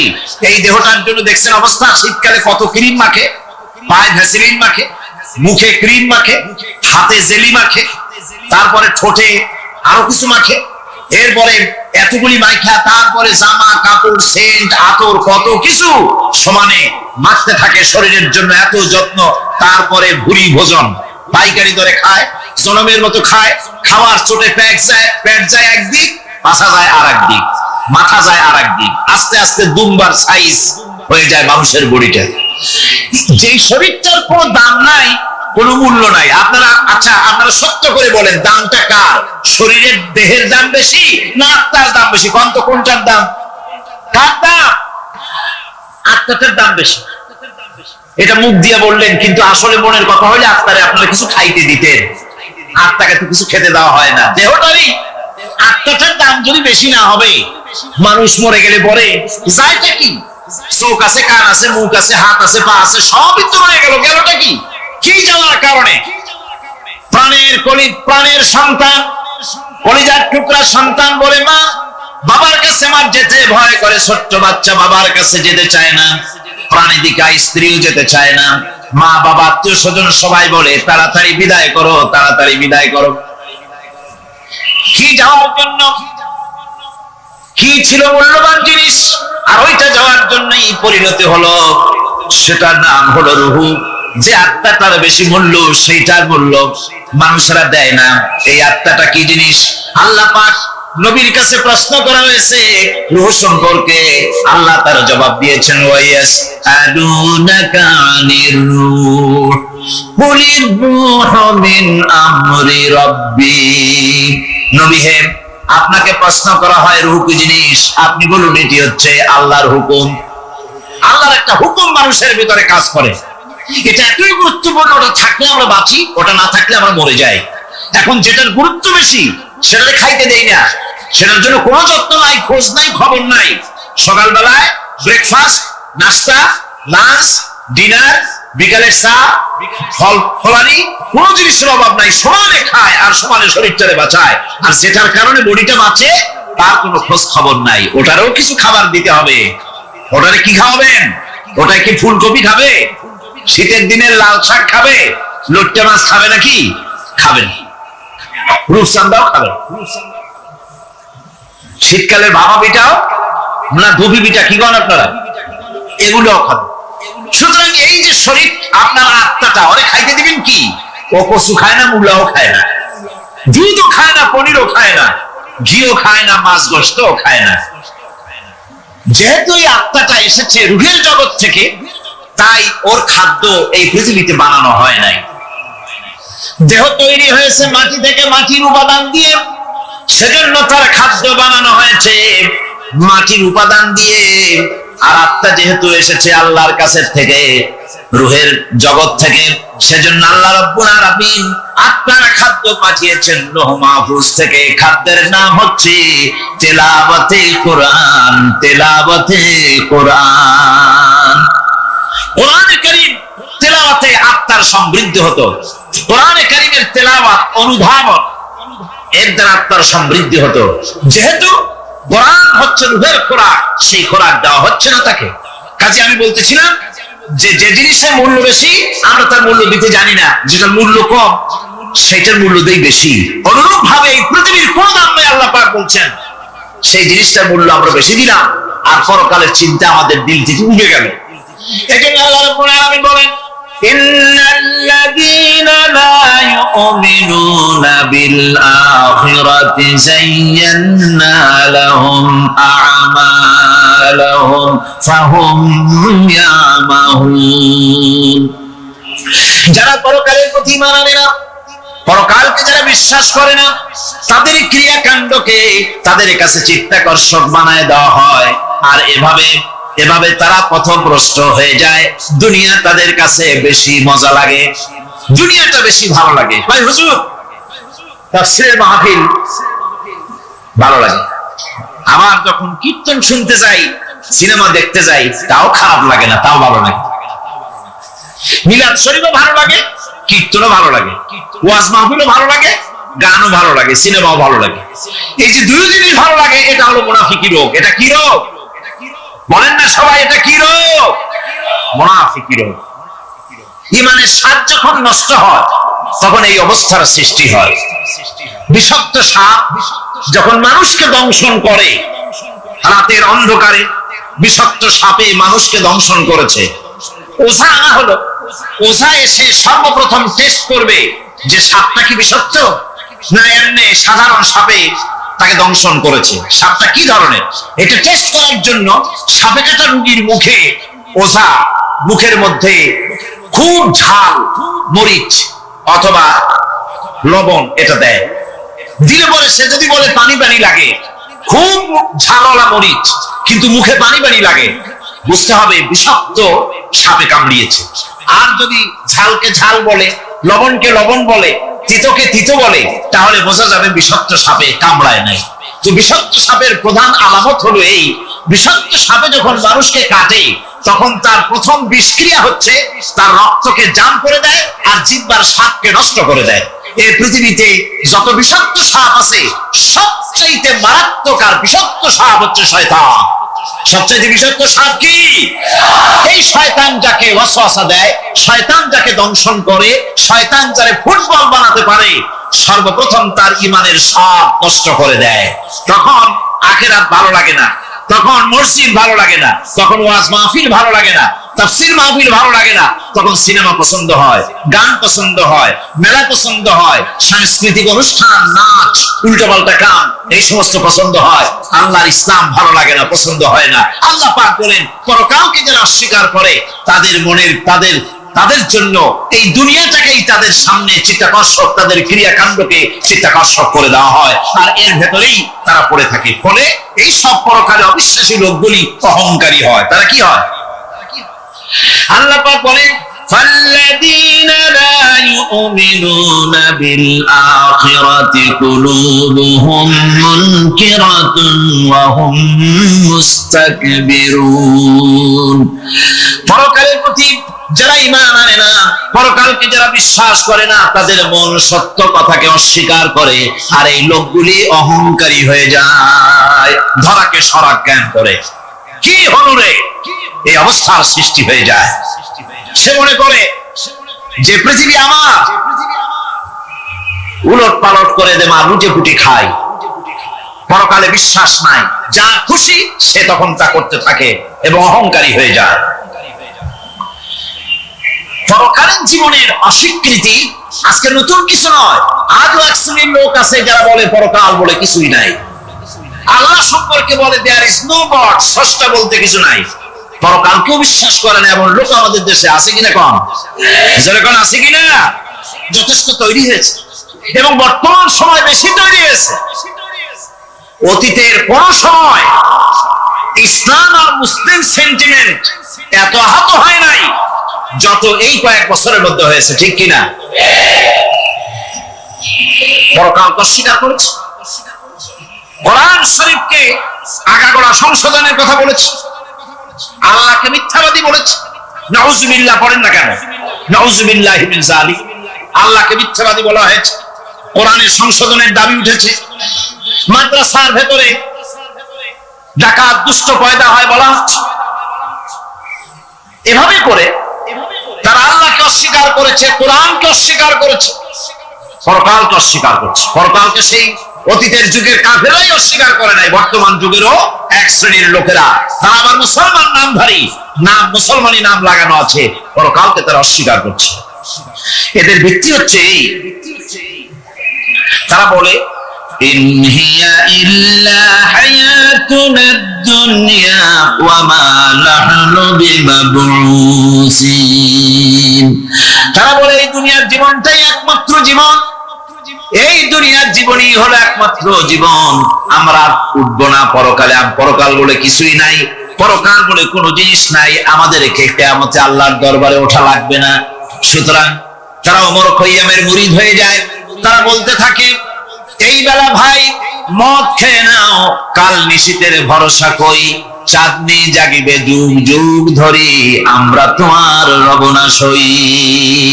যত পারো মদ খাও, নগদ যা পাও হাত পেতে নাও, বাকির খাতায় শূন্য থাক। দূরের বাদ্য কিরাত শুনে মাঝখানে যে বেজায় ফাঁক। কোথায় কিয়ামত আর কোথায় পরকাল, কোথায় বিচার, কোথায় হাসর, কোথায় সিরাত, কোথায় মিজান, আর মাঝখানের টাটকা সুখগুলো ছাড়িয়ে দেবে একটা কথা, মাঝখানের এই টাটকা সুখগুলি গ্রহণ করো, মজা করো। এই সব শিক্ষা দেওয়া হয় ওই সেকুলার শিক্ষা ব্যবস্থার মাধ্যমে কলেজে এবং বিশ্ববিদ্যালয়গুলিতে, যার কারণে পরকালের বিশ্বাস নাই বলে এমন কোন কাজ নাই যা তারা করতে পারে না। এই মাত্র কয়েক মাস দেড়েক আগে রাজশাহী ইউনিভার্সিটিতে যে কাণ্ডটা ঘটে গেল, মনে আছেন আপনাদের? পত্র পত্রিকায় আপনারা পড়েছেন। এবং আমি রাজশাহীতে গিয়ে সেখানে প্রত্যক্ষদর্শী যারা দেখেছে তাদের মুখে শুনেছি, শিক্ষাবর্ষ সমাপন করেছে যে সব ছাত্র ছাত্রীরা, তারা র‍্যাগ উদযাপন করছে। র‍্যাগ ডে উদযাপন যেদিন করবে সেই দিনে তারা উচ্ছৃঙ্খল কাপড় চোপড় করেছে, ছেলেরা এবং মেয়েরা উভয় এমন ভাবে কাপড় পরেছে যে কাপড় দ্বারা তারা শরীরের গোপন অঙ্গগুলি দেখা যায়। এরপরে আজেবাজে চিৎকার দিয়েছে, আজেবাজে স্লোগান দিয়েছে, গাধার মতো, কুকুরের মতো, শিয়ালের মতো তারা ডেকেছে। আমি বুঝি না চিন্তাধারা কেমন দেউলিয়া হয়ে গেল। শিক্ষাবর্ষ বিশ্ববিদ্যালয়ের সর্বোচ্চ শিক্ষাঙ্গন থেকে লেখাপড়া শেষ করে বেরোচ্ছে, যাওয়ার সময় তারা বিশ্ববিদ্যালয় থেকে কুকুরের ডাক দিল, শিয়ালের ডাক দিল, ছাগলের ডাক দিল। কি প্রমাণ করতে চাইলো? যে 16 বছর লেখাপড়া করে বিশ্ববিদ্যালয়ের অঙ্গন পেরিয়ে গোটা জাতির জন্য ছাগল হয়ে আমরা আবির্ভূত হচ্ছি, অথবা কুকুর গরুর ভূমিকায় আমরা আবির্ভূত হচ্ছি। নাউযুবিল্লাহি মিন যালিক। এরপরে মিছিল শেষ করলো, সন্ধ্যাবেলায় শুরু হলো সাংস্কৃতিক অনুষ্ঠান। বিদ্যুৎ কর্তৃপক্ষের সঙ্গে বোধহয় লাইন করেছে। সন্ধ্যা 7:30টার সময় মঞ্চ তৈরি আছে, গান হচ্ছে, আনন্দ ফুর্তির শেষ নাই। সামনে সব মেয়েরা বসা, যারা দিনের বেলা ওই ধরনের কাপড় চোপড় পরে ছেলেদেরকে উস্কাইছে, ছেলেগুলিও তাদেরকে উস্কাইছে। মাঝখানে তারা বসা, চতুর্দিকে ছেলেরা দাঁড়ানো। হঠাৎ করে লাইট বন্ধ হয়ে গেল, বিদ্যুৎ চলে গেল। এখন সাংস্কৃতিক অনুষ্ঠান কি কায়দায় হচ্ছে, কত প্রকার হচ্ছে, কিভাবে হচ্ছে? নাউযুবিল্লাহি মিন যালিক। পুলিশেরা বলেছে বিদ্যুৎ যখন এলো, মেয়েগুলিকে অনেক মেয়ে পাওয়া গেছে, কাপড় নাই, পেটিকোট নাই, উলঙ্গ, তাদেরকে ধরে ধরে উঠানো হয়েছে হোস্টেলে। পরের দিন সকালবেলায় মাঠ ভর্তি ভাঙা কাচের চুড়ি, ভ্যানিটি ব্যাগ, চশমা, কাপড় চোপড় ছিড়িয়ে ছড়িয়ে চতুর্দিকে পড়ে আছে। এই হলো শিক্ষা। নাউযুবিল্লাহি মিন যালিক। আমি কসম করে বলতে পারি, বিশ্ববিদ্যালয়ে যদি কোরআন শরীফের তাফসীর পড়ানো হতো, হাদিস শরীফ যদি পড়ানো হতো, কেউ কেউ বলবেন কোরআন হাদিস তো পড়ানো হয়, বিশ্ববিদ্যালয় কলেজে পড়ানো তো হয়। আমি তো জানি সিলেবাসে 10টা 5টা হাদিস আছে, 2-4 লাইন কোরআন শরীফ আছে, এর কোনো মানে নাই। মাদ্রাসায় যেমন পড়ানো হয় 30 পারা কোরআনের তাফসীর, রাসূল করিম সাল্লাল্লাহু আলাইহি ওয়াসাল্লামের হাদিস যেমন পড়ানো হয়, এইভাবে করে যদি বিশ্ববিদ্যালয়ে কোরআন হাদিস পড়ানো হতো, আল্লাহর কসম বাংলাদেশের বিশ্ববিদ্যালয়গুলি গোটা জাতিকে চোর, গুন্ডা, বদমাশ, ডাকাত উপহার দিত না, উপহার দিত শাহজালাল।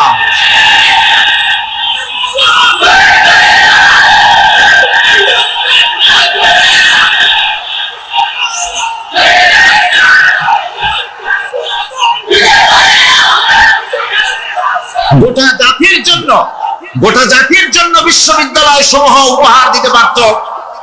উপহার দিত শাহ মাকদুম, শাহজালাল, খান জাহানারি, উপহার দিতে পারত খাজা মঈনুদ্দিন চিশতি, উপহার দিতে পারত খালিদ বিন ওলীদ, উপহার দিত সালাউদ্দিন আইয়ুবী। আল্লাহ পাক তাদের সকলের প্রতি রহম করুন, জোরে বলেন আমিন। এরকম উপহার গোটা জাতিকে তারা দিতে পারত, কথা ঠিক কিনা গো? সুতরাং পরকালকে অস্বীকার করাই হচ্ছে এর মূলভূত কারণ। সেকুলার শিক্ষা ব্যবস্থা হচ্ছে এর মূলভূত কারণ। এজন্য কোরআনে কারীম আল্লাহ পাক বলছেন, লাইসাল বিররা আন তুওয়াল্লু বুজুহাকুম কিবালাল মাশরিকি ওয়াল মাগরিব, পূর্ব পশ্চিমে কয়বার মাথা ঘুরানা, এইটাই তোমার পূর্ণবান সৎ কাজ হওয়ার এটা নমুনা নয়। প্রকৃতপক্ষের সৎ কাজ হচ্ছে আল্লাহ বিশ্বাস করা এবং পরকালে বিশ্বাস ভিত্তিক জীবন গড়া। ওই কাফেররা বলতো, وقالوا ما هي إلا حياتنا الدنيا نموت ونحيا وما يهلكنا إلا الدهر। আল্লাহ রাব্বুল আলামিন বলেন, এই কাফেররা বলতো দুনিয়ার জীবনটাই তো আসল জীবন, আমরা মরবো না, আমরা এখানেই থাকবো, এই জীবনটাই হলো আসল জীবন, এখানেই বাঁচবো, এখানেই মরবো, আমরা পরকাল বলে কোনো জিনিস নাই, আমাদের কোনো ওঠা লাগবে না, যা কিছু হয় যুগের আবর্তন ছাড়া কিছুই হয় না। শুধু তাই নয়, এই প্রশ্ন কাফেরদের মনের ভিতরে মারাত্মক আকার ধারণ করলো। তারা বলল, আইদা মিতনা ওয়া কুন্না তুরাবান যালিকা রাজউম বাঈদ। আমরা মাটির সাথে মিশে যাব, আমরা মরে যাব। আল্লাহ রাব্বুল আলামিন দুনিয়ার মানুষের সামনে তুলে ধরেছেন, তাকায় দেখো, নজর করে দেখো, এই সুন্দর করে জমিন ও আসমানকে সৃষ্টি করেছি, চাঁদ সূর্যকে সৃষ্টি করেছি। এবার লক্ষ্য করো, আনতুম আশাদ্দু খালকান আমিস সামাউ বানাহা। তোমাদের সৃষ্টি করা বেশি কঠিন না ওই বিশাল আকাশটাকে তৈরি করা বেশি কঠিন? কোনটা বেশি কঠিন? কত বড় বিশাল আকাশটাকে যিনি সৃষ্টি করলেন, তিনি তোমার মতো মানুষকে সৃষ্টি করতে পারবেন না? বা যিনি একবার বিনা মডেলে তোমাকে তৈরি করলেন, আল্লাহ কি সুন্দর দৃষ্টান্ত দিচ্ছেন, আনতুম আশাদ্দু খালকান আমিস সামাউ বানাহা। তোমারে কঠিন তৈরি করা বেশি কঠিন, ওই বিশাল আকাশটাকে বেশি তৈরি করা বেশি কঠিন। অত বড় বিরাট জিনিসটাই তো আল্লাহ তৈরি করে ফেলেছে, বিশাল আকাশ, মহাশূন্য। আর সেই মহাশূন্যের তুলনায়, মহাবিশ্বের তুলনায় পৃথিবী কত ছোট। আমাদের সবচাইতে কাছে। বিজ্ঞানীরা হয়রান হয়ে যাচ্ছে আকাশের চিন্তা করে, মহাকাশ চিন্তা করে ক্রমান্বয়ে হয়রান হয়ে যাচ্ছে। আমাদের সবচাইতে নিকটতম যে গ্যালাক্সিটা আছে, এই গ্যালাক্সিটা ব্যাস হচ্ছে, যেটা সবচেয়ে ছোট, গরিব গ্যালাক্সি। এটা বিজ্ঞানীরা বলেছে গরিব গ্যালাক্সি, দিনহীন। এই গরিব গ্যালাক্সি, যেটা আমাদের সবচেয়ে নিকটে, পৃথিবীর সবচেয়ে কাছে, এর ব্যাস হচ্ছে, এর পরিধি হচ্ছে 1,00,000 আলোকবর্ষ সমান। 1,00,000 আলোকবর্ষ।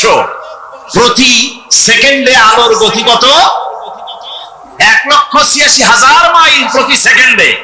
প্রতি সেকেন্ডে যে আলোর গতি 1,86,000 মাইল, এর মিনিট, এর ঘন্টা, এর সপ্তাহ, এর মাস, এর বছর, এরকম 1,00,000 আলোকবর্ষ হচ্ছে সেই ছায়াপথের ব্যাস, এটার পরিধি। এটা হলো গরিব গ্যালাক্সি। আর এই গ্যালাক্সিতে বাস করে 10,000 কোটি তারকা। বিজ্ঞানীরা বলছেন যে তারকাগুলি সূর্যের চাইতে লক্ষ কোটি গুণে অনেক বড়। সুবহানাল্লাহ। তাহলে মহাকাশ সম্পর্কে চিন্তা করে মানুষ আজ অবাক হয়ে যাচ্ছে, চিন্তায় হয়রান হয়ে যাচ্ছে। বার্টন রাসেল তিনি বলেছিলেন, স্রষ্টার স্রষ্টাকে, স্রষ্টার স্রষ্টাকে। এর জবাব আরেকজন বিজ্ঞানী লিখেছেন যে স্রষ্টার স্রষ্টাকে এই চিন্তা তো সৃষ্টিতে করতে পারবে না। স্রষ্টার কোন স্রষ্টা নাই। পৃথিবীতে যত স্রষ্টা আছে, মাইক যে তৈরি করেছে সেও একজন স্রষ্টা, ঠিক কিনা? কথা বোঝেন তো আমার? মাইক যে তৈরি করেছে সেও একটা স্রষ্টা, ওই প্যান্ডেল যে তৈরি করেছে সেও একটা স্রষ্টা, চেয়ার টেবিল যে সৃষ্টি করেছে সেও একটা স্রষ্টা। কিন্তু এরা কেউ পূর্ণাঙ্গ স্রষ্টা নয়, কারণ এই মাইকটা তৈরি করার যত উপাদান, সমস্ত উপাদান আল্লাহ রাব্বুল আলামিনের তৈরি করা। কথা ঠিক কিনা? তুমি শুধু অ্যাসেম্বল করেছো, তুমি শুধু এগুলোকে এক জায়গায় করেছো। তোমার বাপেরও ক্ষমতা নেই লোহা তৈরি করা। পারবা লোহা তৈরি করতে? আরে কথা কন না কেন মিয়া সাহেব? পারবেন লোহা তৈরি করতে? পারবেন একটা বাঁশ বানাইতে? বাঁশ হোক, লোহা হোক, যা সব বাদ দেন, মাথার একটা চুল বানাইতে পারবেন? পাট দিয়া, রং দিয়া পরচুলা বানাইতে পারবেন, কিন্তু চুলের মতো করে একটা চুল বানাইতে পারবেন না। মানুষের শরীরে রক্তের মতো করে এক ফোঁটা রক্ত মানুষের শরীরের বাইরে বানাতে দেখি, তাহলে মানুষের যখন রক্তের প্রয়োজন হয় তখন মানুষের কাছ থেকে রক্ত ধার নেওয়া লাগতো না। ফ্যাক্টরিতে রক্ত তৈরি হয়ে থাকতো, কোনো অসুবিধা হতো না। এক ফোঁটা রক্ত বানানো শক্তি গোটা পৃথিবীর মানুষের। সুতরাং তোমরা স্রষ্টা হলেও তোমরা হচ্ছ নাটের স্রষ্টা।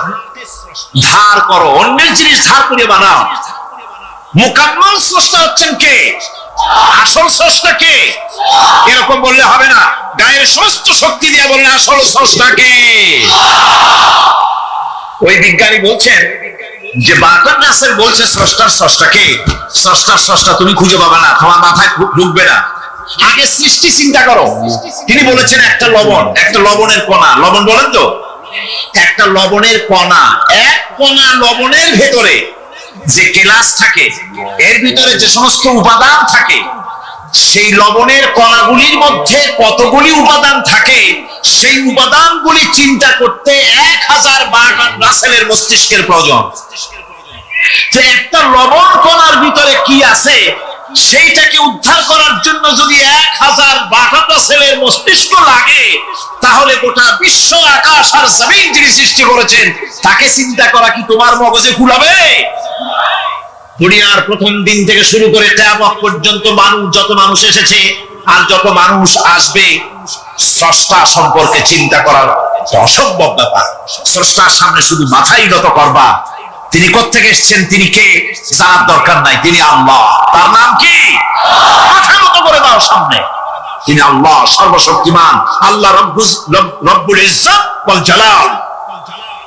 তিনি ছিলেন, তিনি আছেন, তিনি থাকবেন। তিনি অনন্ত, তিনি অসীম, তিনি চিন্ময়, তিনি অব্যয়, তিনি অক্ষয়, তিনি শাশ্বত, যার কোনো শুরু নাই, যার কোনো শেষ নাই। সুবহানাল্লাহ। সুতরাং সেই মহান আল্লাহ রাব্বুল আলামিন তিনি বলছেন, বান্দারা তোমারে বানানো কঠিন না ওই বিশাল আকাশটা বানানো কঠিন? অত বড় বিশাল আকাশটাই তো আমি তৈরি করেছি। তোমার মৃত্যুর পরে তোমাকে চিন্তা করা মোটেই কোনো কঠিন ব্যাপার নয়, এটা খুব সহজ। ভাই আমার, আল্লাহ সুবহানাহু ওয়া তাআলা পৃথিবীর মানুষকে এসব দৃষ্টান্ত দিয়ে সুন্দর করে মানুষকে বুঝাচ্ছেন। তিনি মানুষকে পরিষ্কার করে বুঝিয়েছেন। আল্লাহ পাক বলেন, এই পৃথিবীটি এসব প্রশ্নের চূড়ান্ত জবাব দিতে গিয়ে আল্লাহ পাক বলছেন, কুল ইউহিহাল্লাযী আনশাআহা আউওয়ালা মাররা ওয়া হুয়া বিকুল্লি খালকিন আলীম। বলে দাও, তোমাদের মৃত্যুর পরে সেই আল্লাহ রাব্বুল আলামিন তোমাদেরকে জিন্দা করবেন, যিনি তোমাদেরকে প্রথমবারে তৈরি করেছিলেন। প্রথমে যিনি সমস্ত জিনিস সৃষ্টি করেছেন, ওই আল্লাহ রাব্বুল আলামিন তোমাদেরকে আবার জিন্দা করবেন। আর এসব জিনিসকে খেল তামাশার বিষয়বস্তু করে তৈরি করা হয় নাই। সমস্ত জিনিসের পেছনে বিরাট উদ্দেশ্য কাজ করেছে। একটা লক্ষ্য নিয়ে, সামনে নিয়ে, উদ্দেশ্য নিয়ে আমরা তৈরি করেছি। আল্লাহ পাক বলছেন, وَمَا خَلَقْنَا السَّمَاوَاتِ وَالْأَرْضَ وَمَا بَيْنَهُمَا لَاعِبِينَ। এই পৃথিবীতে আকাশ, ওই বিশাল আকাশ এবং জমিন এবং এর মধ্যস্থিত কোন জিনিসকে আমি খামোখা তৈরি করি নাই, খেল তামাশার বিষয়বস্তু হিসাবে তৈরি করি নাই। যারা নাকি জ্ঞানবান, যারা বুদ্ধিমান, তাদের সম্পর্কে আল্লাহ বলেন, আল্লাযীনা ইয়াযকুরুনাল্লাহা কিয়ামান ওয়া কুউদান ওয়া আলা জুনুবিহিম ওয়া ইয়াতাফাক্কারুনা ফী খালকিস সামাওয়াতি ওয়াল আরদ রব্বানা মা খালাকতা হাযা বাতিলা সুবহানাকা ফাকিনা আযাবান নার।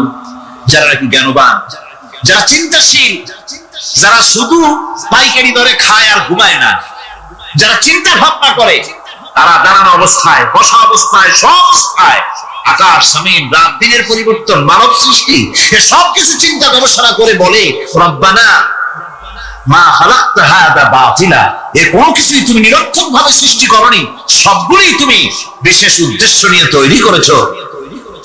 ফাকিনা আযাবান নার, সুতরাং আমাকে জাহান্নামের আগুন থেকে তুমি রক্ষা করো, আমাকে তুমি রক্ষা করো। আমরা সবাই বলি আমিন।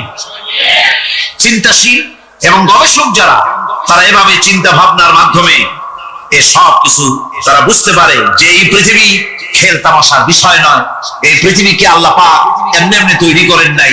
দুনিয়ার মানুষগুলি কেউ খামোখা সৃষ্টি করেননি, এর পেছনে বিরাট উদ্দেশ্য কাজ করেছে এবং আমাদের সকলকে আল্লাহ রাব্বুল আলামিনের কাছে হাজির হতে হবে। সুতরাং এই পৃথিবীতে দুনিয়ার চাইতে অগ্রাধিকার দিতে হবে আখিরাত। দুনিয়ার চাইতে অগ্রাধিকার দিতে হবে কোনটাকে বলে? আখিরাতের অগ্রাধিকার দিতে হবে।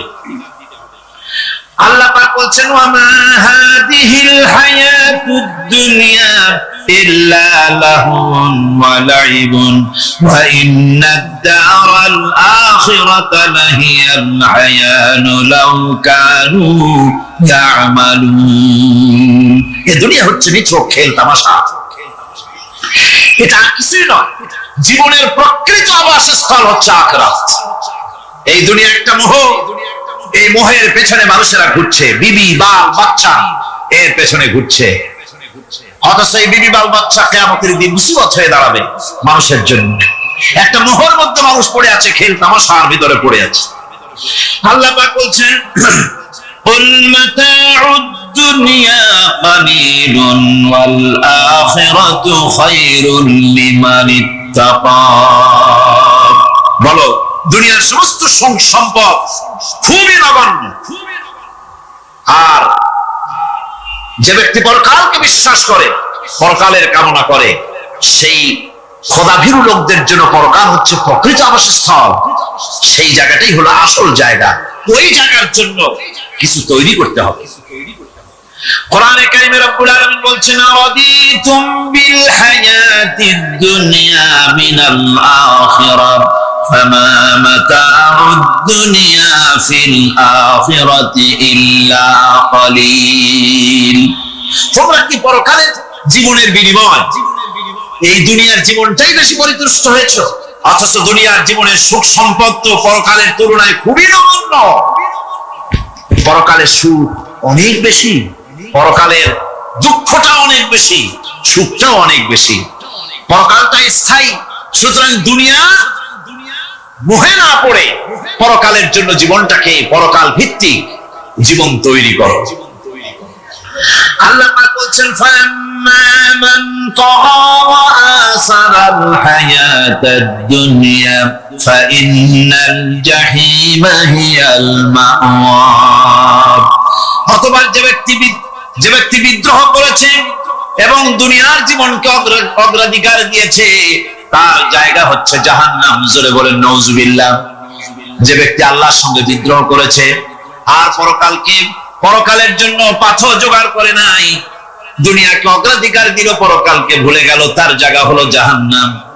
ওয়াম্মা মান খাফা মাকামা রাব্বিহি ওয়া নাহান নাফসা আনিল হাওয়া ফাইন্নাল জান্নাতা হিয়াল মাওয়া। আর যে ব্যক্তি আপন প্রভুর সামনে উপস্থিত হওয়াকে ভয় করেছে এবং আপন প্রবৃত্তিকে লালসা মুক্ত করেছে, লালসার হাত থেকে রক্ষা করেছে, আল্লাহ রাব্বুল আলামিন কিয়ামতের দিন তার জন্য রেখে দিয়েছেন জান্নাত। তার জন্য কোন জায়গা? জান্নাত। আমাদেরকে পরকাল ভিত্তিক জীবন যাপন যদি করি তাহলে কবরের জবাবগুলি খুব আসান হবে। আর যদি পরকাল ভিত্তিক জীবন যাপন না হয়, কবরটা মুসিবতের জন্য মুসিবত হয়ে যাবে। হযরত উসমান রাদিয়াল্লাহু তাআলা আনহু কবরের কাছে গিয়ে খুব কাঁদতেন। সাহাবায়ে কেরাম প্রশ্ন করেছেন, হুজুর রাসূল করিম সাল্লাল্লাহু আলাইহি ওয়াসাল্লাম যখন জান্নাত ও জাহান্নামের ওয়াজ করেন তখনও তো এত বেশি আপনি কাঁদেন না, যত বেশি কাঁদেন কবরের কাছে এসে, কারণ কি? হযরত উসমান রাদিয়াল্লাহু তাআলা আনহু বলতেন, আমার সাথীরা, আমি আমার হাবিবের কাছে, আল্লাহ রাব্বুল আলামিনের রাসূলের কাছে আমি শুনেছি এই কবরটাই হলো প্রথম স্টেশন, এই কবরটাই হলো প্রথম ইমিগ্রেশন কাউন্টার। এই জায়গায় কেউ যদি ধরা পড়ে যায়, কারো যদি চার্জশিট হয়ে যায়, সব জায়গায় ধরা পড়ে যাবে। হাসরে মিজানে সিরাতে কোন জায়গায় নাজাত পাবে না। আর এই কবরটা যদি কেউ মুক্তি পেয়ে যায়, মিজান সিরাত হাসর সব জায়গা থেকে আল্লাহ তাআলা ভালোভাবে পার করে দিবেন। এটা হলো আসল জায়গা, মারাত্মক জায়গা, খুব মারাত্মক জায়গা। আমি এটাকে ইমিগ্রেশন কাউন্টার বলেছি আমার ভাষায়। ইমিগ্রেশন কাউন্টার যারা বিদেশ ভ্রমণ করেছেন তারা জানেন। লন্ডন যাবেন, আমেরিকা যাবেন, সৌদি আরব যাবেন, যে কোনো বিদেশে যাবেন, গেলেই পাসপোর্ট তারা দেখবে। পাসপোর্টে আপনার ন্যাশনালিটি কোনটা সেটাই তারা জানতে চাইবে। আপনি কোন দল করেন এটা তারা জানতে চাইবে না। আপনি কোন ভাষায় কথা বলেন তাও তাদের জানার দরকার নেই। প্রথমেই তারা আপনার ন্যাশনালিটি দেখবে, আপনার আইডেন্টিটি কি তারা জানতে চাইবে। তারপরে যদি স্যাটিসফ্যাক্টরি হয়, আপনাকে ভিসা দিয়ে ভেতরে ঢোকবার ব্যবস্থা করে দেবে। আর যদি তারা স্যাটিসফাইড না হয়, তাহলে আপনাকে মেহমান খানায় ঢুকানো হবে গ্রেফতার করে। আপনি আন্দাজ এখানে আসছেন কেন?